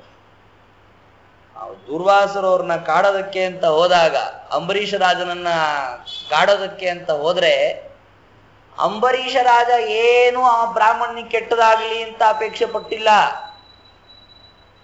ಅವರು ದುರ್ವಾಸರು ಒಂದು ಕೃತ್ಯನ ನಿರ್ಮಾಣ ಮಾಡಿ ಅವನನ್ನು ಸಂಹಾರ ಮಾಡಬೇಕು ಅಂತ ಹೊರಟ್ರೆ ಸುಮ್ಮನೆ ಕೈ ಮುಗಿದು ನಿಂತಿದ್ದ ಅವನು ಅಂಬರೀಷ ರಾಜ, ಏನೇನು ಮಾಡಿಲ್ಲ. ಚಕ್ರ ತಾನಾಗೇ ಬಂತು ನೋಡಿ. ಭಕ್ತರದ್ದು ಅಪರಾಧ ಏನೂ ಇಲ್ಲ ಅಂತಂದ್ರೆ, ಅವರಿಗಾಗಿ ಅಂತ ಏನಾದ್ರೂ ತೊಂದರೆ ಕೊಡುವಂತ ವ್ಯಕ್ತಿಗೆ ವಿರುದ್ಧವಾಗಿ ದೇವರೇ ಬರ್ತಾನೆ, ಇಲ್ಲ ಅಂತಂದ್ರೆ ದೇವತೆಗಳೇ ಬರ್ತಾರೆ ಅನ್ನೋದಕ್ಕೆ ಇದು ಉದಾಹರಣೆ. ಬಂದ ಚಕ್ರ ತಾನಾಗೆ ಬಂತು, ದುರ್ವಾಸರನ್ನ ಅಟ್ಟಿಸ್ತು. ಹೋಗಿ ಅವರು ಎಲ್ಲಾ ಕಡೆಗೆ ಸುತ್ತಾಡಿ ಭಗವಂತನನ್ನೇ ಹೋಗಿ ಕೇಳಿದ್ರು ಅವ್ರು. ಕೊನೆಗೆ ನೋಡ್ರಿ, ದೇವರನ್ನೇ ಹೋಗಿ ಭೇಟಿ ಮಾಡಿದ್ರು. ನೋಡಪ್ಪ ನಿಂದೇ ಚಕ್ರ, ವಾಪಸ್ ತೆಕ್ಕೊಳ್ಳೋ ಅಂದ್ರೆ ದೇವರೇನಂದ ಗೊತ್ತಾ? ಅಹಂ ಭಕ್ತ ಪರಾಧೀನ ಅಸ್ವತಂತ್ರ ಇವ ದ್ವಿಜ ಅಂದ್ಬಿಟ್ಟ. ನಾನು ಭಕ್ತರಿಗೆ ಪರಾಧೀನಪ್ಪ, ಒಂಥರ ನೋಡಕ್ ಹೋದ್ರೆ ನಾನು ಅಸ್ವತಂತ್ರ ಅಂದ್ಬಿಟ್ಟ ದೇವರು. ದೇವರನ್ನು ನಾವು ಸ್ವತಂತ್ರ ಸ್ವತಂತ್ರ ಅಂತ ಚಿಂತನೆ ಮಾಡಿ ಮಾಡಿ ಕಾಲ ಕಳೆದ್ರೆ ದೇವರು ಹೇಳ್ದ ನಾನೇ ಅಸ್ವತಂತ್ರ, ನನ್ನದೇ ನಡೆಯುತ್ತೆ, ಭಕ್ತರು ಹೇಗೆ ಹೇಳ್ತಾರೋ ಹಾಗೆ ಕೇಳ್ತೀನಿ, ಅದಕ್ಕೆ ನೀವೇನ್ ಮಾಡಿ ಅವನನ್ನೇ ಹೋಗಿ ಕೇಳ್ಕೊಳ್ಳಿ ಎಂದು. ದುರ್ವಾಸರು ಮತ್ತೆ ಬಂದು ಕೇಳ್ಕೊಂಡಿದ್ದು ಯಾರನ್ನ? ಅಂಬರೀಷ ರಾಜ. ಅವನಂದ ಪ್ರಾರ್ಥನೆ ಮಾಡಿ, ನಾನು ಪ್ರಾರ್ಥನೆ ಮಾಡಿದ್ರೆ ಚಕ್ರ ಸುಮ್ಮನಿರತ್ತೆ ಅಂತ ಆದ್ರೆ ಅವಶ್ಯವಾಗಿ ಮಾಡ್ತೀನಿ ಅಂತ ಅವನು ಚಕ್ರವನ್ನು ಶಾಂತ ಆಗುತ್ತ ಪ್ರಾರ್ಥನೆ ಮಾಡ್ಕೊಂಡು. ನೋಡಿ, ರಾಯರ ಸ್ಥಳದಲ್ಲೂ ಅಷ್ಟೇ, ರಾಯರಲ್ಲಿ ಇರುವ ಗುಣ, ಅವರು ಮಾಡಿದ ತಪಸ್ಸು, ಅದಕ್ಕೆ ಬೆಲೆ ಕೊಡದೆ ಮನೆ ಯಜಮಾನ ಆ ತರಹ ಬಂದು ಗಂಧ ತೆಗೆದುಕೊಡಿ ಅಂತ ಕೇಳಿದ್ರೆ ಅದು ದೊಡ್ಡ ಅವಮಾನ ಅವರಿಗಾದದ್ದು. ಯಾಕೆಂದ್ರೆ ಒಬ್ಬ ಬ್ರಾಹ್ಮಣ ಮನೆಗೆ ಬರ್ತಾನೆ ಅಂದ್ರೆ ಏನ್ ಗೊತ್ತಾ? ಕಾಟಕೋಪನಿಷತ್ತಲ್ಲಿ ಹೇಳ್ತಾರೆ, ವೈಶ್ವಾನರಹ ಪ್ರವಿಶತಿ ಅತಿಥಿರ್ ಬ್ರಾಹ್ಮಣೋ ಗೃಹಾನ್ ತಸ್ಯೈತಾಂ ಶಾಂತಿಂ ಕುರ್ವಂತಿ. ಅವನೇನು ಮನಸ್ಸಲ್ಲಿ ಕೋಪ ತಾಪ ಇಟ್ಕೊಂಡು ಬಂದಿರಲ್ಲ ಬ್ರಾಹ್ಮಣ, ಸಹಜವಾಗಿ ಮನೆಗೆ ಬರ್ತಾನಷ್ಟೆ. ಅತಿಥಿಯಾಗಿ ಮನೆಗೆ ಬಂದ ಒಬ್ಬ ಬ್ರಾಹ್ಮಣ ಅಂತಂದ್ರೆ ಅದು ಆಗೋದೇನು ಗೊತ್ತಾ? ವೈಶ್ವಾನರ ಪ್ರವಿಶತಿ, ಅವನು ಬೆಂಕಿಯಾಗಿ ಪ್ರವೇಶ ಮಾಡ್ತಾನೆ. ಅವನನ್ನ ನೀವು ಶಾಂತಗೊಳಿಸ್ಬೇಕು. ಹೇಗೆ? ಅವನ ಯೋಗ್ಯತೆ, ಅವನಲ್ಲಿರುವ ಗುಣಗಳಿಗೆ ತಕ್ಕ ಮರ್ಯಾದೆಯನ್ನ ನೀವು ಮಾಡಬೇಕು. ರಾಯರಂತಹ ಮಹಾಜ್ಞಾನಿಗಳು ಮನೆಗೆ ಬಂದ್ರು ಅಂತ ಇಟ್ಕೊಳ್ಳಿ, ಯಾವ ತರಹ ಅವರಿಗೆ ಮರ್ಯಾದೆ ಮಾಡಬೇಕು? ನಾವು ರಾಯರನ್ನ ಮನೆ ಕರ್ಕೊಂಡ್ ಬರ್ತೀವಿ. ರಾಯರ ವೃಂದಾವನಗಳು ಎಷ್ಟು ಜನರ ಮನೆಯಲ್ಲಿದೆ ನೋಡಿ. ಅವ್ರ ಮನೆಗೆ ಅಂತ ರಾಯರು ಬಂದಿದ್ದಾರೆ ಅಂತನ್ನುವಾಗ ನಾವು ಅವರಿಗೆ ಮಾಡುವಂತಹ ಸೇವೆ ಯಾವುದಾಗಬೇಕು, ಅವರಿಗೆ ಸರಿಯಾದ ಗೌರವ ಯಾವುದಾಗಬೇಕು ಅಂತಂದ್ರೆ ಅವರು ಮಾಡಿರುವ ಗ್ರಂಥಗಳನ್ನ ಓದಬೇಕು. ಅವಾಗೇನಾಗತ್ತೆ? ಅವರನ್ನ ಶಾಂತಗೊಳಿಸ್ತಾರೆ. ಇಲ್ರಿ, ನಾವು ಪ್ರತಿ ದಿವಸ ತಪ್ಪದೆ ರಾಯರ ವೃಂದಾವನಕ್ಕೆ ಅಭಿಷೇಕ ಮಾಡ್ತಾ ಇದ್ದೀವಿ, ನಾವು ಇಷ್ಟು ದೊಡ್ಡ ಗಂಧದ ಉಂಡೆ ಏರಿಸ್ತೀವಿ, ಹೂವ ತುಳಸಿ ಏರಿಸ್ತೀವಿ, ದೀಪ ಹಚ್ಚಿಡ್ತೀವಿ. ಅದಕ್ಕೆ ಅವ್ರು ರಾಯರಂತಾರೆ, ನಮ್ಮ ಸ್ತೋತ್ರದಲ್ಲಿ ಹೇಳಿದಾರಪ್ಪ, ದೀಪ ಸಂಯೋಜನ ಜ್ಞಾನಂ ಪುತ್ರ ಲಾಭ ಹೋಯ್ದ್ರು ಅಂತ. ಮಕ್ಕಳಾಗ್ತಾ ಇದಾರೆ, ನೀ ಜ್ಞಾನ ಲಾಭ ಇಲ್ಲೇಲಲ್ಲ, ಎಲ್ಲೋಯ್ತು ಜ್ಞಾನ ಅಂತ ಕೇಳ್ತಾರೋ. ಅಲ್ಲ, ಅದು ಸ್ವಲ್ಪ ಸದ್ಯಕ್ಕೆ ಬೇಡ ಅಂದ್ಬಿಟ್ಟಿದೀನಿ, ಕರ್ಕೊಂಡ್ ಯಾಕೆ ಬಂದಿ ಹಾಗಾದ್ರೆ ನನ್ನ ಮನೆಗೆ ಅಂತ ಕೇಳ್ತಾರೋ. ರಾಯರನ್ನ ಮನೆಗೆ ಕರೆದುಕೊಂಡು ಬರೋದಕ್ಕೆ ಅಂತ ನಮ್ಮ ಉದ್ದೇಶವಾಗಿರ್ಬೇಕೇನು ಅಂದ್ರೆ ಅವರು ವಿಶೇಷವಾಗಿ ನಮ್ಮ ಮನೆಯಲ್ಲಿ ಸನ್ನಿಹಿತರಾಗಿ ನಮಗೆ ಜ್ಞಾನ ಲಾಭವಾಗುವಂತೆ ಮಾಡ್ಲಿ ಅಂತ. ಅದು ಬಿಟ್ಟು ಅವ್ರ ಮನೆಗೆ ಬಂದಾಗ ಅವರಿಂದ ಯಾವ ತರಹದ ಉಪಯೋಗ ಪಡಿಬೇಕು ಅದನ್ನು ನಾವು ಪಡಿಲಿಲ್ಲ ಅಂತ ಆದ್ರೆ ಅವರಿಗೆ ಹೇಗೆ ಸಂತೋಷ ಆಗುತ್ತೆ? ನಾವೇ ಯೋಚನೆ ಮಾಡ್ಬೇಕಲ್ಲ. ಅಲ್ಲೂ ಅಷ್ಟೇ, ಯಾರೋ ಒಬ್ಬ ಸಾಮಾನ್ಯ ವ್ಯಕ್ತಿ ಮಾಡಬೇಕಾದ ಕೆಲಸ ಗಂಧ ತೆಗೆಯೋದು ಅಂತ, ಅದನ್ನ ಇವ್ರಿಗೆ ಹಚ್ಚಿದ್ರೆ ಇನ್ನು ಏನು ಅಂದ್ರೆ, ಅದು ವಸಂತ ಮಾಸದಲ್ಲಿ ಬ್ರಾಹ್ಮಣರಿಗೆ ಗಂಧ ತೆಗೆದು ಹಚ್ಚಿದರೆ ಅವ್ರ ಮೈ ತಂಪಾಗತ್ತೆ. ಅದು ಯಜಮಾನ ಮಾಡಬೇಕು, ಇಲ್ಲ ಯಜಮಾನನ ಮಗ ಮಾಡಬೇಕು, ಇಲ್ಲ ಯಜಮಾನನ ಹೆಂಡತಿ ಮಾಡಬೇಕು. ಇವನು ಆರಾಮ ಒಳ್ಳೆ ಬಟ್ಟೆ ಉಟ್ಕೊಂಡು ತಿರುಗಾಡ್ತಾ ಇದ್ದಾನೆ ಅಲ್ಲಿಂದ ಇಲ್ಲಿಗೆ, ಯಾಕೆ ನಾನು ಇಷ್ಟು ಜನರಿಗೆ ಊಟಕ್ಕೆ ಹಾಕ್ತಾ ಇದ್ದೀನಿ ಅಂತ. ಇದು ಪುಣ್ಯ ಬರುತ್ತೇನ್ರಿ? ಅದಕ್ಕೆ ಈ ಶ್ರಾದ್ದಗಳ ಬಗ್ಗೆ ಹೇಳಬೇಕಾದ್ರೆ ಹೇಳ್ತಾರೆ ಶಾಸ್ತ್ರದಲ್ಲಿ, ಏನು ಅಂದ್ರೆ ಸ್ವಂತ ಅವನೇ ಅಡಿಗೆ ಮಾಡಿ ಬ್ರಾಹ್ಮಣರಿಗೆ ಊಟಕ್ಕೆ ಹಾಕದ ಅಂತ ಇಟ್ಕೊಳ್ಳಿ, ಅದಕ್ಕೆ ಪೂರ್ಣ ಫಲ ಬರುತ್ತೆ.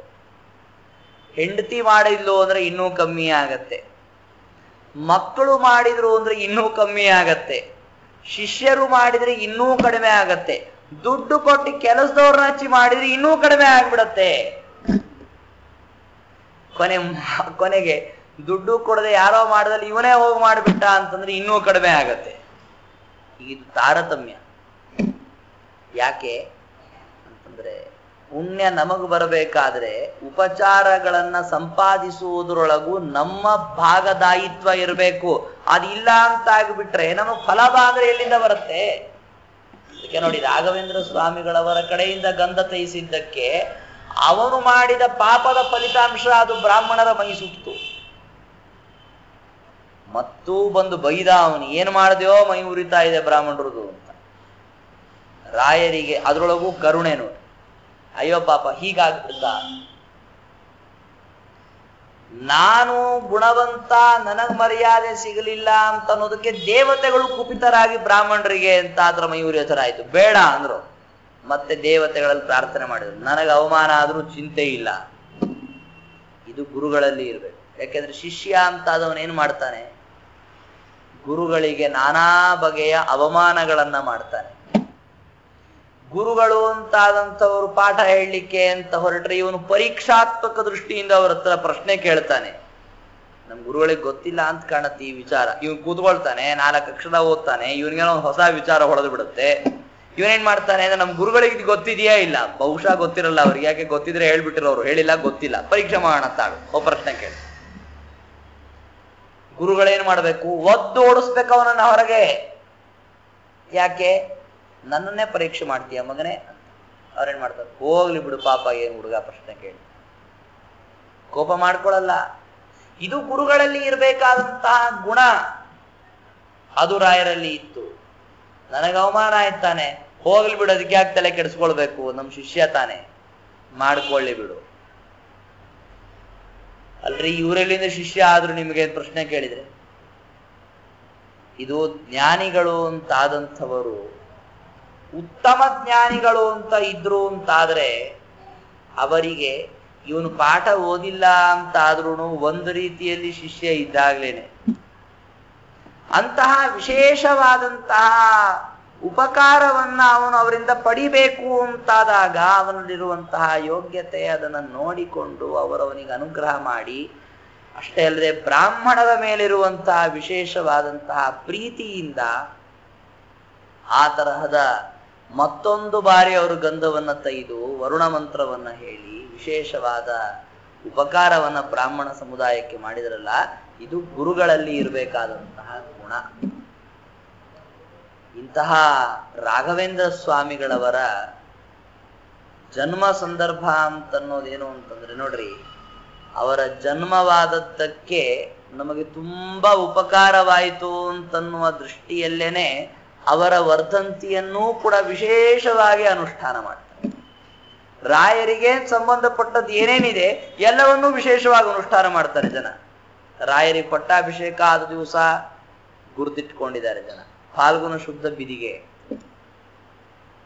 ರಾಯರು ಹುಟ್ಟಿದ ದಿವಸ ಸಪ್ತಮಿ, ಅದನ್ನ ಲೆಕ್ಕ ಇಟ್ಕೊಂಡಿದ್ದಾರೆ. ರಾಯರ ಆರಾಧನೆ ಅದನ್ನು ನೆನ್ಪಿಟ್ಕೊಂಡಿದ್ದಾರೆ. ವ್ಯಾಸರಾಜರದ್ದು ಹೀಗೆ, ವ್ಯಾಸರಾಜರದ್ದೂ ಕೂಡ ಜನ ಅವರ ಹುಟ್ಟಿದ ದಿವಸ, ಅವರ ಆರಾಧನೆ ದಿವಸ ನೆನಪಿಟ್ಟುಕೊಂಡಿದ್ದಾರೆ. ಈ ರಾಘವೇಂದ್ರ ಸ್ವಾಮಿಗಳವರ ಅನೇಕ ಗ್ರಂಥಗಳ ಬಗ್ಗೆ ಅಂತ ಹೇಳುವಾಗ, ಅವರ ಗ್ರಂಥ ರಚನೆ ಅಂತನ್ನೋದನ್ನ ಮಾಡುವ ಸಂದರ್ಭದಲ್ಲೂ ಕೂಡ ಅವರ ಜ್ಞಾನ ಎಷ್ಟು ವಿಶಾಲವಾಗಿತ್ತು ಅಂತ ಹೇಳಬೇಕಾದ್ರೆ, ರಾಘವೇಂದ್ರ ವಿಜಯದಲ್ಲಿ ಒಂದು ಮಾತು ಹೇಳ್ತಾರೆ. ಏನು ಅಂತಂದ್ರೆ, ಅವ್ರು ಯಾಕಿಷ್ಟೆಲ್ಲ ಗ್ರಂಥ ಬರೆದ್ರು, ಯಾರಿಗಾಗಿ ಅಂತ ಬರೆದ್ರು. ಈ ನಾವುಗಳು ಗ್ರಂಥ ಬರೆದ್ವಿ ಅಂದ್ರೆ ಯಾಕೆ ಬರಿತೀವಿ ಗೊತ್ತೇನೋ, ಯಾರು ಇದನ್ನ ಕೊಂಡ್ಕೊಳ್ಳಿ, ಮಾರಾಟ ಆಗ್ಲಿ, ಅದರಿಂದ ದುಡ್ಡು ಬರ್ಲಿ, ಜನ ಕೀರ್ತಿ ಬರ್ಲಿ, ಅದಲ್ಲ. ರಾಯರು ಯಾಕೆ ಬರೆದ್ರು ಅಂದ್ರೆ, ನಮ್ಮ ಪೀಳಿಗೆಯಲ್ಲಿ ಮುಂದೆ ಸುಮತೀಂದ್ರರು ಅಂತ ಒಬ್ರು ಬರ್ತಾರೆ ನೋಡ್ರಿ. ಅವ್ರಿಗೆ ಮೊದಲೇ ಅದು ಗೊತ್ತಿತ್ತು, ರಾಘವೇಂದ್ರ ವಿಜಯದಲ್ಲಿ ಉಲ್ಲೇಖ ಬರುತ್ತೆ. ಸುಮತೀಂದ್ರರು ಅಂತ ಒಬ್ರು ಬರ್ತಾರೆ, ಅವರು ಒಳ್ಳೆ ಜ್ಞಾನಿಗಳು. ನಾನು ಅವರು ಬರೋ ತನಕ ಈ ಭೂಮಿಯಲ್ಲಿ ಈ ತರಹ ಜೀವಂತವಾಗಿರೋದಿಲ್ಲ. ಅವರಿಗೆ ನಾನು ತಲುಪಿಸ್ಬೇಕಾದಂತಹ ವಿಚಾರಗಳೆಲ್ಲ ಗ್ರಂಥಸ್ಥ ಮಾಡೋಣ ಅಂತ ಹೇಳಿ ಬರೆದದ್ದು ರಾಯರ ಗ್ರಂಥಗಳೆಲ್ಲ. ಮತ್ತೆ ವ್ಯಾಸರಾಜರಲ್ಲಿ ಇರುವಂತ ಒಂದು ವಿಶೇಷ ಏನು ಅಂದ್ರೆ, ಅವರು ತಾವು ವೃಂದಾವನಸ್ಥರಾಗೋದಕ್ಕಿಂತ ಮುಂಚೆ ಹೇಳಿದ್ರಂತೆ.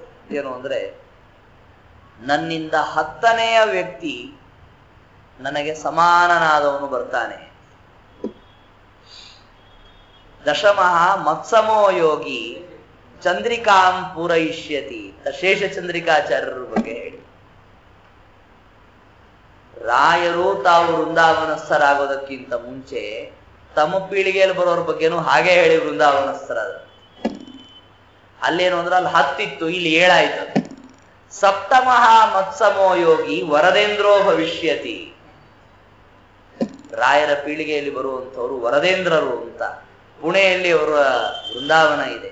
ನನ್ನ ಸಮಾನನಾದಂತಹ ಕೀರ್ತಿಮಂತ ಜ್ಞಾನವಂತನಾದಂಥವನು ವರದೇಂದ್ರ ಅಂತ ಮುಂದೆ ಬರ್ತಾನೆ. ರಾಯರಿಗೆ ಹೇಗೆ ಅಂದ್ರೆ ಅವರಿಗೆ ತ್ರಿಕಾಲಜ್ಞರು ಅಂತನ್ನುವಂತಹ ವಿಶೇಷವಾದಂತಹ ಬಿರುದು ಬಂದದ್ದು ಯಾಕೆ? ಈ ಕಾರಣ. ಮುಂದೆ ಏನಾಗತ್ತೆ, ಯಾರು ಬರ್ತಾರೆ, ಯಾರ್ಯಾರದ ಕೆಲಸ ಏನಿದೆ, ಪ್ರತಿಯೊಂದನ್ನೂ ತಿಳಿದುಕೊಂಡಿದ್ರು ರಾಘವೇಂದ್ರ ಸ್ವಾಮಿಗಳು. ಅದಕ್ಕೆ ನೋಡ್ರಿ, ಈ ಗೌತಮ ಗೋತ್ರದಲ್ಲಿ ಬಂದ ಅವರ ಮನೆತನದವರಲ್ಲಿ ವಿಶೇಷವಾಗಿ ಪ್ರತಿಯೊಬ್ಬ ವ್ಯಕ್ತಿಗಳನ್ನ ಅವರು ರಾಘವೇಂದ್ರ ಸ್ವಾಮಿಗಳವರು ತಮ್ಮ ಗುರುತಿನಲ್ಲಿ ಇಟ್ಕೊಂಡು ಇಂತಿಂಥವರು ಇಂತಿಂಥವರಾಗ್ತಾರೆ. ಒಂದು ವೃಂದಾವನದ ನಿರ್ಮಾಣ ಅಂತನ್ನೋದಾದ್ರೆ ಇದು ನನಗಲ್ಲ, ನನ್ನ ಮೊಮ್ಮಗನಿಗೆ ಅಂತ ಹೇಳಿದ್ರು. ಅವನ ವಾದೀಂದ್ರನಿಗಿದು ವೃಂದಾವನ ಅಂತ ಹೇಳಿದ್ರಂತೆ. ರಾಘವೇಂದ್ರ ಸ್ವಾಮಿಗಳವರ ಭವಿಷ್ಯದ ಜ್ಞಾನ ಹೇಗಿತ್ತು ಅಂತನ್ನುವ ವಿಚಾರವನ್ನ ಇದು ತೋರಿಸ್ಕೊಡುತ್ತೆ. ಅತೀತವಾದ ಜ್ಞಾನದ ಬಗ್ಗೆ ಹೇಳಬೇಕು ಅಂತಂದ್ರೆ, ತಾವು ತಮ್ಮ ವೃಂದಾವನಕ್ಕೆ ಅಂತ ಬಳಸಿಕೊಂಡಿರುವ ಕಲ್ಲು ಅಂತಂದ್ರೆ ರಾಮಚಂದ್ರ ದೇವರು ಒಂದು ಬಾರಿ ಕೂತಿದ್ರು ಅಂತ ಅದಕ್ಕಲ್ಲ, ಅದನ್ನ ಎತ್ಕೊಂಡ್ಬನ್ನಿ ನೋಡಿ. ಇದು ಅತೀತ ಅನಾಗತ ಇವುಗಳನ್ನು ತಿಳಿದುಕೊಳ್ಳುವಂತಹ ಒಂದು ವಿಶೇಷವಾದ ಮಹಿಮೆ. ಆಚಾರ್ಯರು ತಮ್ಮ ಗ್ರಂಥಗಳಲ್ಲಿ ಹೇಳ್ತಾರೆ, ಯಾರನ್ನಪ್ಪ ನಾವು ಬಹಳ ದೊಡ್ಡ ಜ್ಞಾನಿಗಳು, ದೇವತೆಗಳು ಅಥವಾ ಋಷಿಗಳು ಅಂತ ಗುರುತಿಸ್ಬೇಕು ಅಂತ ಹೇಳಬೇಕಾದ್ರೆ ಅತೀತ ಅನಾಗತ ಜ್ಞಾನಿ, ತ್ರೈಲೋಕ್ಯೋದ್ಧರಣ ಕ್ಷಮ ಅಂತ ಹೇಳ್ತಾರೆ. ಅತೀತ ಅನಾಗತ ವಸ್ತುಗಳ ಬಗ್ಗೆ ಯಾರಿಗೆ ಜ್ಞಾನ ಇರತ್ತೆ, 3 ಲೋಕಗಳನ್ನ ಉದ್ಧಾರ ಮಾಡಿಬಿಡ್ತೀನಿ ಅಂತನ್ನುವಂತಹ ಸಾಮರ್ಥ್ಯ ಇರತ್ತೆ, ಅಂಥವರು ಏನ್ ಮಾಡ್ತಾರೆ, ಈ ಭೂಲೋಕದಲ್ಲಿ ಆಗಾಗ ಅವತಾರವನ್ನ ಮಾಡಿ ವಿಶೇಷವಾದ ಸತ್ಸಿದ್ಧಾಂತದ ಪ್ರಚಾರವನ್ನ ಮಾಡ್ತಾರೆ. ಅವರ ವಿಜಯವನ್ನ ಅಂದ್ರೆ ಅವರ ಜೀವನ ಚರಿತ್ರವನ್ನೆಲ್ಲ ಸಂಗ್ರಹ ಮಾಡಿದವರು ಅಂದ್ರೆ ಅವರ ಸಮಾನಕಾಲೀನರು, ಅವರು ಶಿಷ್ಯರು, ಅವರ ಸೋದರ ಮಾವನ ಮಗ ಅಂತ ಪ್ರಸಿದ್ಧರಾದವರು ನಾರಾಯಣಾಚಾರ್ಯರು, ಅವ್ರ ಗುರುಪುತ್ರರೂ ಆಗಬೇಕು. ಅವ್ರು ಬರ್ಕೊಂಡು ಬಂದ್ರಂತೆ ತುಂಬಾ ವಿಸ್ತಾರವಾಗಿ. ರಾಘವೇಂದ್ರ ವಿಜಯ ಬರ್ಕೊಂಡ್ ಬಂದ್ರೆ ರಾಯರಂದ್ರು ಅವ್ರನ್ನ ಕೇಳಿ ಬರೆದಿರ್ಲಿಲ್ಲ, ಅವ್ರು ಹಾಗೆ ಬರ್ಕೊಂಡ್ ಬಂದ್ಬಿಟ್ಟಿದ್ರು. ಎಲ್ಲ ಎತ್ತಿ ನದಿಗೆ ಹಾಕ್ಸ್ಬಿಟ್ರು. ಇವತ್ತಿಗೆ ಬರೀ ರಾಘವೇಂದ್ರ ವಿಜಯ ಸಿಗೋದು 10 ಸರ್ಗ ಮಾತ್ರ ಸಿಗತ್ತೆ. 16ಕ್ಕೂ ಹೆಚ್ಚು ಸರ್ಗಗಳು ಅಂತಾಗಿಬಿಟ್ರೆ ನಮ್ಮ ಆಚಾರ್ಯರ ಚರಿತ್ರೆ ನಾವು ಶುರು ಮಾಡಿದಾಗ ಮಧ್ವ ವಿಜಯದಿಂದ ಶುರು ಮಾಡಿದ್ವಿ. ಸುಮಧ್ವ ವಿಜಯಕ್ಕೆ ಸಮಾನ ನನ್ನ ವಿಜಯ ಅಂತ ಆಗೋದು ಬೇಡ. 15 ಮಾಡ್ಬೋದಾಗಿತ್ತಲ್ರಿ ನಾವು. ಅದ್ರ 10 ಬಂತು ಅಂತನೂ ಆಗಿರಬಾರ್ದು, ಅದಕ್ಕೆ ಅರ್ಧಕ್ಕರ್ಧ ಕಡಿಮೆ ಆಗಿಬಿಡ್ಲಿ ಅಂದ್ರು. ಯಾಕೆ? ವಾಯುದೇವರ ಮುಂದೆ ನಾವು ಅಷ್ಟು ಅಲ್ಪರು. ಆದ್ರೆ ಮಧ್ವಾಚಾರ್ಯರ ದೃಷ್ಟಿಯಲ್ಲಿ ಹೇಗಿದ್ದಾರೆ ಗೊತ್ತಾ ರಾಯರು ಅಂದ್ರೆ? ಅದನ್ನ ನೋಡ್ಕೊಂಡೆ ನಾರಾಯಣಾಚಾರ್ಯರು ಬರೆದು ಬಿಟ್ರು ಗ್ರಂಥದಲ್ಲಿ. ಏನು ಅಂದ್ರೆ, ಗುರುರಾಧ್ಯ ಸ್ವಸಿದ್ಧಾಂತ ಪ್ರತಿಷ್ಠಾಪನ ಪಂಡಿತಂ ಶ್ರುತ್ವಾಯಂ ವ್ಯಾಸ ನಿಕಟೆ ನಿಶ್ಚಿಂತ ಇವ ವರ್ತತೆ. ಮಧ್ವಾಚಾರ್ಯರು ರಾಯರ ಕಾಲಕ್ಕೆ ಯಾರಪ್ಪ ನಮ್ಮ ಸಿದ್ಧಾಂತ ಯಾರು ನೋಡ್ಕೊಳ್ತಾ ಇದ್ದಾರೆ, ಏನ್ ಸುದ್ದಿ ಅಂತ ಕೇಳಿದ್ರಂತ ಅಲ್ಲಿ ಬಂದ್ ಜನರನ್ನ. ಈ ರಾಘವೇಂದ್ರ ತೀರ್ಥರು ಅಂತ ಒಬ್ರು ಬಂದು ಬಿಟ್ಟಿದ್ದಾರೆ. ಅವರು ತುಂಬಾ ಸಿದ್ಧಾಂತವನ್ನು ಬಹಳ ಎತ್ತರಕ್ಕೆ ಎತ್ಕೊಂಡು ಹೋಗಿ, ಓ ಅವ್ರು ಬಂದಿದಾರ, ಹಾಗಾದ್ರೆ ಬಿಡ್ ನಾ ಏನ್ ಚಿಂತೆ ಮಾಡ್ಬೇಕಾದಿಲ್ಲ ಸದ್ಯಕ್ಕೆ. ಯಾಕೆ ಅಂದ್ರೆ ಅಷ್ಟು ಮಧ್ವ ಸಿದ್ಧಾಂತವನ್ನ ಎತ್ತಿ ಹಿಡಿಯುವ ಸಾಮರ್ಥ್ಯ ರಾಯರಲ್ಲಿದೆ ಅಂತನ್ನೋದು ಶ್ರೀಮದ್ ಆಚಾರ್ಯರಿಗೂ ಸಮ್ಮತವಾಗಿತ್ತು ಅಂತನ್ನೋದನ್ನ ಅವರು ವರ್ಣನೆ ಮಾಡ್ತಾರೆ. ವಿಜಯೇಂದ್ರರ ಬಗ್ಗೆನೂ ಹಾಗೆ ಬರುತ್ತೆ. ವಿಜಯೇಂದ್ರರು ಅವ್ರ ಪೀಠಕ್ಕೆ ಬಂದು ಕೂತಾಗ ಮಧ್ವಾಚಾರ್ಯರೆಲ್ಲ ಪ್ರತಿವಾದಿಗಳು ಹೇಳಿದ್ರು, ತಲೆ ಕೆಟ್ಟು ಏನೂ ಸಿದ್ಧಾಂತವನ್ನ ತಪ್ಪು ತೋರ್ಸಕ್ಕಾಗ್ತಾ ಇಲ್ಲ ಅಂತ ಹೇಳಿ ಅಂದ್ರಂತೆ ಜನ. ಏನಂತ? ಸ್ವದರ್ಶನೋಕ್ತ ದೂಷಣಂ ನಿರಾಕರಿಷ್ಣು ರಂಜಸ ಜೈಂದ್ರ ಯೋಗಿ ರೂಪತೋ ಅವತೀರ್ಣ ಏಷ ಪೂರ್ಣಧಿ. ಇದು ಮಧ್ವಾಚಾರ್ಯರು ಬದರಿಕಾಶ್ರಮಕ್ಕೆ ಹೋಗಿದ್ದಾರೆ, ಇನ್ನೂ ಬದುಕಿದ್ದಾರೆ, ಅವೆಲ್ಲ ಬೇರೆಯವರು ಒಪ್ಪಲ್ಲ. ಸಾಧ್ಯ ಇಲ್ಲ ಬಿಡ್ರಿ ಅಂತಾರ. ಅದಕ್ಕೆ ಅವನೇನ್ ಶ್ಲೋಕ ಮಾಡ್ದ ಅಂದ್ರೆ, ಮಧ್ವರು ಏನ್ ಮಾಡಿದ್ರು ಅಂದ್ರೆ, ನನ್ನ ಸಿದ್ಧಾಂತವನ್ನ ತುಂಬಾ ಜನ ತಪ್ಪು ತಪ್ಪು ಅಂತ ಹೇಳ್ತಾ ಇದ್ದಾರೆ, ಅದನ್ನ ಸರಿಪಡಿಸ್ಬೇಕು, ಸರಿ ಇದೆ ಅಂತ ಸಮರ್ಥನೆ ಮಾಡಬೇಕು ಅಂತ ವಿಚಾರ ಮಾಡಿ ಮತ್ತೊಂದು ಸರಿ ಅವತಾರ ಮಾಡಿ ಬಂದಿದ್ದಾರೆ. ಅವರೇ ವಿಜಯೇಂದ್ರರು. ಅಂದ್ರೆ ಮಧ್ವಾಚಾರ್ಯರ 4ನೇ ಅವತಾರ ವಿಜಯೇಂದ್ರರು ಅಂತ ತಿಳ್ಕೊಂಡೋದ್ರು. ಇದು ವಿಜಯೇಂದ್ರರಿಗೆ ಇರುವ ಕೀರ್ತಿ. ಅವ್ರು ಮಧ್ವಾಚಾರ ಅವತಾರ ಅಂತ ಅವರು ಹೇಳ್ಕೊಂಡಿಲ್ಲ, ನಾವು ಹೇಳಲ್ಲ. ಆದ್ರೆ ಪರಕೀಯರಿಗೆ ಅವರನ್ನ ನೋಡಿದಾಗ ಹೇಗ್ ತೋರ್ತು ಅಂತನ್ನೋದನ್ನ ನೋಡಿದ್ರೆ ಅವರು ವಿಜಯೇಂದ್ರರಂತೆ ರಾಘವೇಂದ್ರ ಸ್ವಾಮಿಗಳವರು ಮಧ್ವ ಸಿದ್ಧಾಂತವನ್ನ ಬೆಳೆಸಿದ್ರು. ಅದಕ್ಕೆ ಹೇಳ್ತಾರೆ ನೋಡ್ರಿ, ಅದ್ಯ ಶ್ರೀ ರಾಘವೇಂದ್ರಾತ್ ವಿಲಸತಿ ಫಲಿತಃ ಮಧ್ವ ಸಿದ್ಧಾಂತ ಶಾಖಿ. ಮಧ್ವ ಸಿದ್ಧಾಂತವೆಂಬ ಕಲ್ಪ ವೃಕ್ಷ ಹಣ್ಣು ಬಿಟ್ಟು ಜನರಿಗೆಲ್ಲ ಹಣ್ಣುಗಳನ್ನ ಹಂಚುವಂತೆ ಆದದ್ದು ಯಾರಿಂದ? ರಾಯರಿಂದ. ಇದು ರಾಘವೇಂದ್ರ ಸ್ವಾಮಿಗಳವರ ವಿಶೇಷವಾದ ಮಹಿಮೆ. ಗೀತೆಗೆ ವಿಶೇಷವಾದ ಕೊಡುಗೆಯನ್ನ ನೀಡಿದ ರಾಘವೇಂದ್ರ ಸ್ವಾಮಿಗಳವರ ಜೀವನದ ಕೆಲವ ಚರಿತ್ರದ ಅಂಶಗಳನ್ನ ಚಿಂತನೆ ಮಾಡ್ತಾ, ಅವರ ವಿಶೇಷವಾದಂತಹ ಕರುಣೆಯಿಂದ ಹೆಚ್ಚಿನ ಜ್ಞಾನ ಮೊದಲಾದಂತಹ ಸದ್ಗುಣಗಳ ಲಾಭ ನಿಮ್ಗೆಲ್ಲ ಆಗ್ಲಿ ಅಂತನ್ನುವ ಪ್ರಾರ್ಥನೆಯನ್ನ ನಾವು ರಾಯರ ಅಂತರ್ಯಾಮಿಯಾದ ರಾಮಚಂದ್ರ ದೇವರಲ್ಲಿ ಪ್ರಾರ್ಥನೆ ಮಾಡೋಣ ಅಂತ ಹೇಳ್ತಾ ನನ್ನ ಮಾತು ಶ್ರೀಕೃಷ್ಣ.